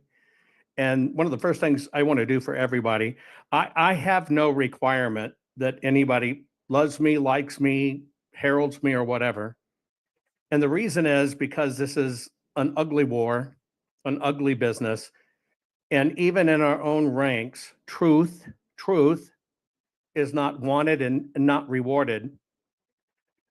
Every one of us are different people now. There's not a person on this call that is not a totally different person than when we started in 2020, really looking at this. And I said back then, it's one of the greatest gifts we've ever been given. However, what I was covering in my slide presentation was we're different now, therefore we must act differently now. And here's what I mean. Many great things happened and came about. People woke up and are now more civic-minded and voting-minded than they ever have been. And we got the gift of pulling back the veil on everything. Many things that we never thought could be true, like all our elected officials were after us and they'd be willing to kill us to get their way. But now we know it's true. But we're 4 years down the road and we must become something different if we're going to win. What got us here 4 years ago with everybody talking, everybody sharing, and everybody shining a light on it actually got people off their butts to vote. It's exactly what President Trump asked me. We're sitting there at his desk going through everything.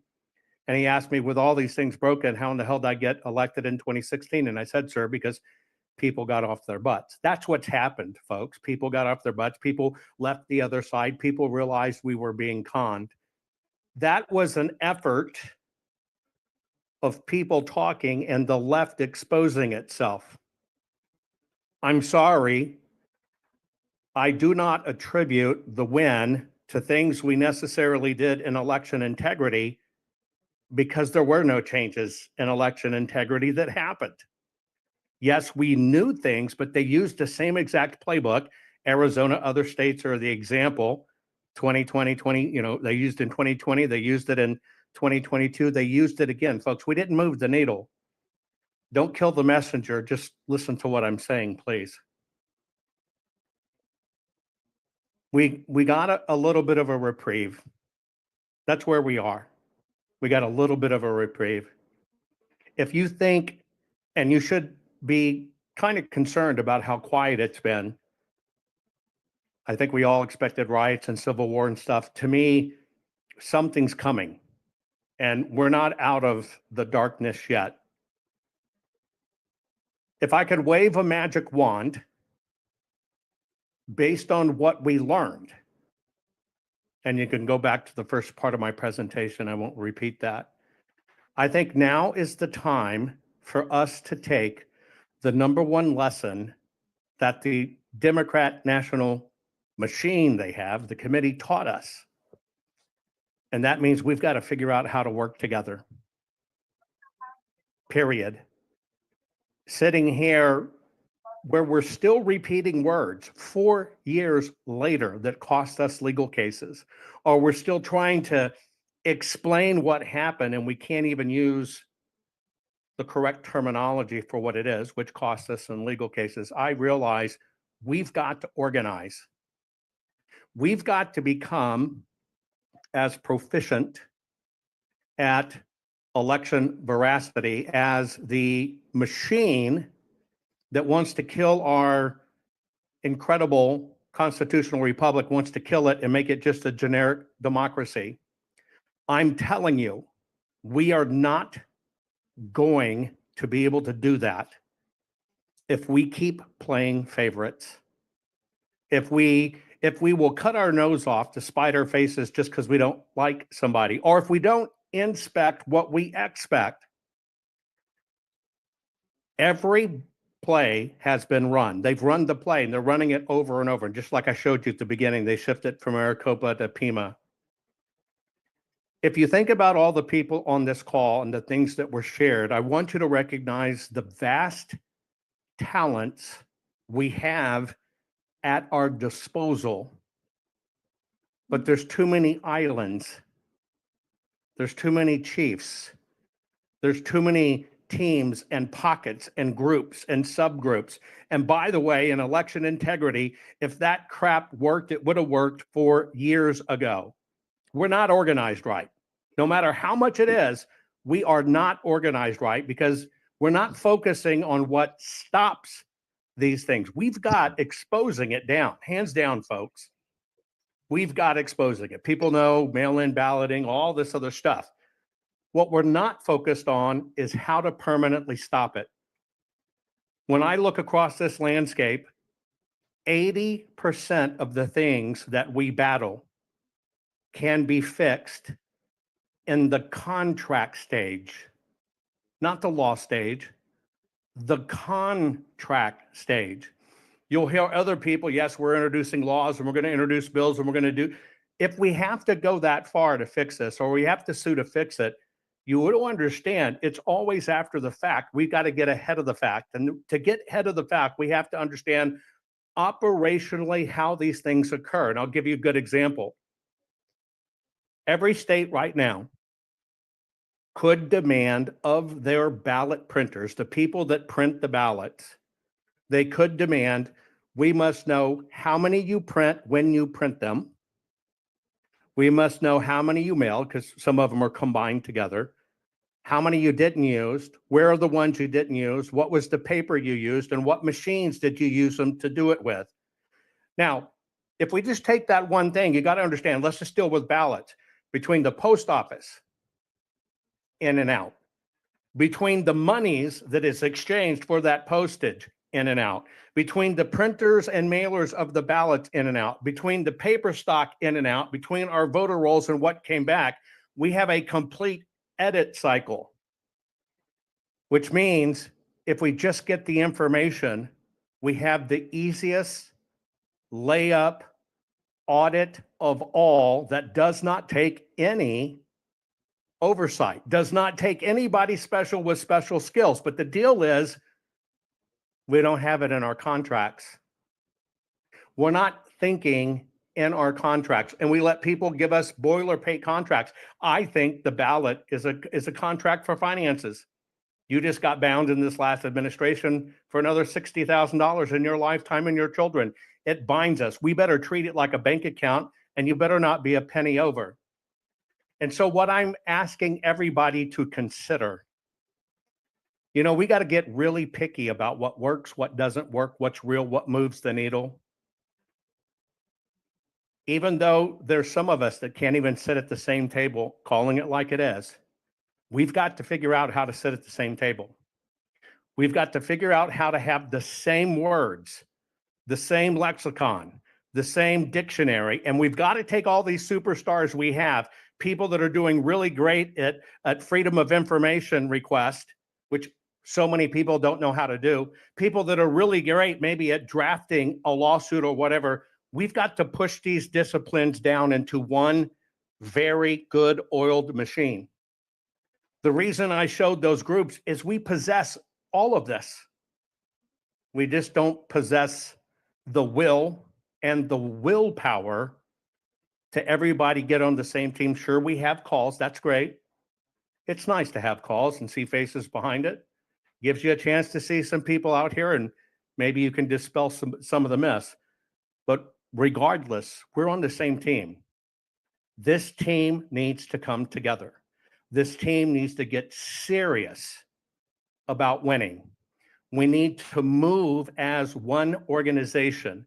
We need to talk as one organization, not half a dozen 501c3s and 20, 30, 40, 50 initiatives.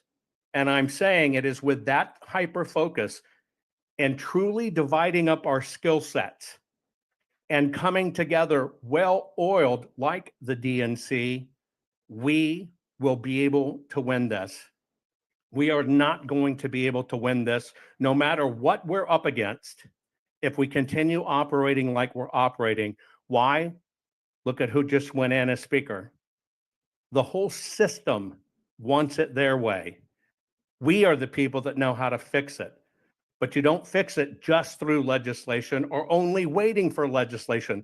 That's playing by their rules when a lot of this could be fixed by contracts. And by the way, what's the worst case when your state sends a contract amendment out to your ballot printer or your legislators block it? Well, you're exposing them for what they are. I suggest everybody figures out how to really come to the table with expertise and find your role. You might be that influencer and public communicator, and that's a great thing, and it's needed. You're the new media that replaces the media machine that the DNC had. We got to have our own media machine. You might be that great tech person. You might be that great freedom of information request, but everybody can't be everything. But we do have every piece. We do have great skills and expertise. We've got to find a way to make peace and come together, or we're just not going to have a country to fight for. That's all I'm asking people to consider. The myths, the crap, it's got to stop. All that is too petty for our great nation to have our little cliques and our little fiefdoms. We got one thing to worry about, and that's keeping the United States of America. We got the breather, we got Trump in. But I say we're only going to be as good as him. He's only going to be as good as us. We got 1 year, and we have to pay attention to that, not squander it. Thank you. Thank you very much, Jovan. You're the king of election security, or whatever you want to call it. Like, and we appreciate that. And everybody in the chat is chatting about you, along with people from all over the world, actually. We got chats going on every place. I'm not sure if we got on yours, but we want everybody to bring this information out and bring it to us. I know Terry Raposa's on here. He gives me information all the time. Dan Schultz, Precinct Strategy, Sam Anthony, Your News, Norm from TotalNews.com. These are all people that are helping us, and they do a wonderful job. Many of these people do it for free. And, we got Paul Bodine on who helped me out in Nevada. And, we try to bring people out and give their names out because they don't get on TV all the time. And I'm lucky and you're lucky to get on shows and stuff. So let's bring them all on. Our next one is Monday, the 25th. If you don't come on, have a great Thanksgiving. Raj, you there? You want to round us up? By the way, thank you for everybody who's bought shirts. I don't basically own the company anymore. I gave it to my son because I'm an old man. And even though I kept a little bit so it doesn't throw me out of here. An old man who works everybody to shame. Everybody should work like you at 80 plus. So we got to buy www.theflagshirt.com, light it up. That helps my son. So, I got to keep him in good shape. Even though he doesn't work like me as far as politics, he works more for, selling and getting it done. So we thank everybody for coming on. This is an unbelievable call. The people that have come on, from Bannon to Jovan to everybody to come on, and Raj and I work very hard. Raj does a phenomenal job getting me people, puts this on. It takes a lot of people to do this. I mean, everybody thinks it's easy. Just regulating the time when everybody comes on is a nightmare, because just like General Flynn couldn't come on at the right time. I don't get to see everything. I have to listen to this again because I got 2 phones going on with people texting me. A lot of people have texted me. They want to see this. They want to get on for tomorrow's program. You send out 100,000 emails and 50,000 texts, and people want to come on tomorrow. But you could see it on Stern American Rumble. The copy, Raj, you got it on yours. We have it all over the place. We're getting numbers in. Over 1.7 million so far are on it that we can see. We got a lot of people still reporting. So we could be up at the 2.3 million. And our next one, we want to have 3 million. The more people who see it, the more people get involved, the more people we can get involved. Thank you so much, everybody. We appreciate it. Raj, go ahead. What are some of the countries that at least that we know of where people are watching this from? Australia, the Philippines, Canada, London, Italy, Spain, New Zealand. That's so far reported in. I have to wait for some of the people to tell me. I know that at one of our meetings, we had Russia listening, Israel, Taiwan. I mean, people have streams that go everywhere. And we don't realize that the United States is affected by many countries. And, as soon as President Trump came in, we all saw what happened. All these countries changed their tune. And, all of a sudden, this is going to be a different world. But the problem is 4 years from now, every 4 years changes, every 2 years. So what I said was I waited an hour after President Trump won. And then I got to call Steve Bannon. And I told him, hey, look, we got to get the people to work because the Democrats lost. They're going to spend every penny they can to wipe us off the face of the earth. And we've got to get candidates to run. I had a guy here, General Chris Eddy, a wonderful guy. He ran against Debbie Wasserman Schultz, but in Broward County, it's Democrat. I've never saw a guy run a better campaign. He started 2 years ago. He got money from everybody, but this is a Democratic area. So we have to find the Republican areas. We can never let a Democrat win in the Republican area. Remember that. That is, if you look at Real Clear Politics, you can see who won every race and what the percentages were. And we need to look at that because, California, if you take a look at California, it's all blue. And it's about 6 people that won Republican seats, Newport Beach and a couple other areas. But we had some fantastic candidates because I interviewed a lot of them. And they just, the Democrats are nuts out there. So we've got to get great candidates. We got to help them because when I interviewed them, I see what they got to do. If you think I work hard, some of these candidates, they're unbelievable. They work 7 days a week. I got to take half a day off on Sunday, but that's it. I'm going to turn it off to you, Raj. I spoke too much today. Well, Steve, thank you for making this happen. All those countries that you just heard of, all the podcasts, so that is Steve Stern and his team working very hard. So again, the takeaway here there's so many takeaways, but you heard it from Jovan. We have got to take advantage of this tiny window that we've been given and ramp it up. So everyone's heard that. I want to again remind you how you can get the access to the recording. And the recording is available at, in fact, I don't know if you guys can hear me. I just took my microphone off. There we go. The recording is going to be available at sternamerican.com, sternamerican.com. When you go to sternamerican.com, what you do is you click on the Rumble channel. When we click on the Rumble channel, look for the live links. That's where all these shows are posted, the live links. Kathy, thank you to you and the rest of the Defend volunteers Kathy's putting all the organizations that were here today. And I think we might be able to get that in the description, Anthony, of your show. If you want to put it there, that way people have it. If you want to save the chat, please save the chat. You click the 3 dots above the chat, click it, and you can save it. If you're on a Windows computer, it'll take it to your saved in your Zoom folder in your documents. Again, I'm putting up here the flag shirt. Christmas is coming up. Please make your purchase there. If you're watching us on the live stream, you're probably not, if you're getting it from our podcasters, you may not be on our mailing list. If you want to get on our mailing list, text the word elections to 91776. So please make sure you do that. Here again is Stern America, and just scroll to the bottom, click on the Rumble channel, and then click on the live links, and that is how you can get to recordings. Live links right here. Also, American States Forum, as the government starts downsizing, you have to get your state leadership, your governors, your speakers of the House, your Senate president, you've got to get them to take up the slack, assume the constitutional authority. If that's of interest to you, check out statesrights.us, statesrights.us.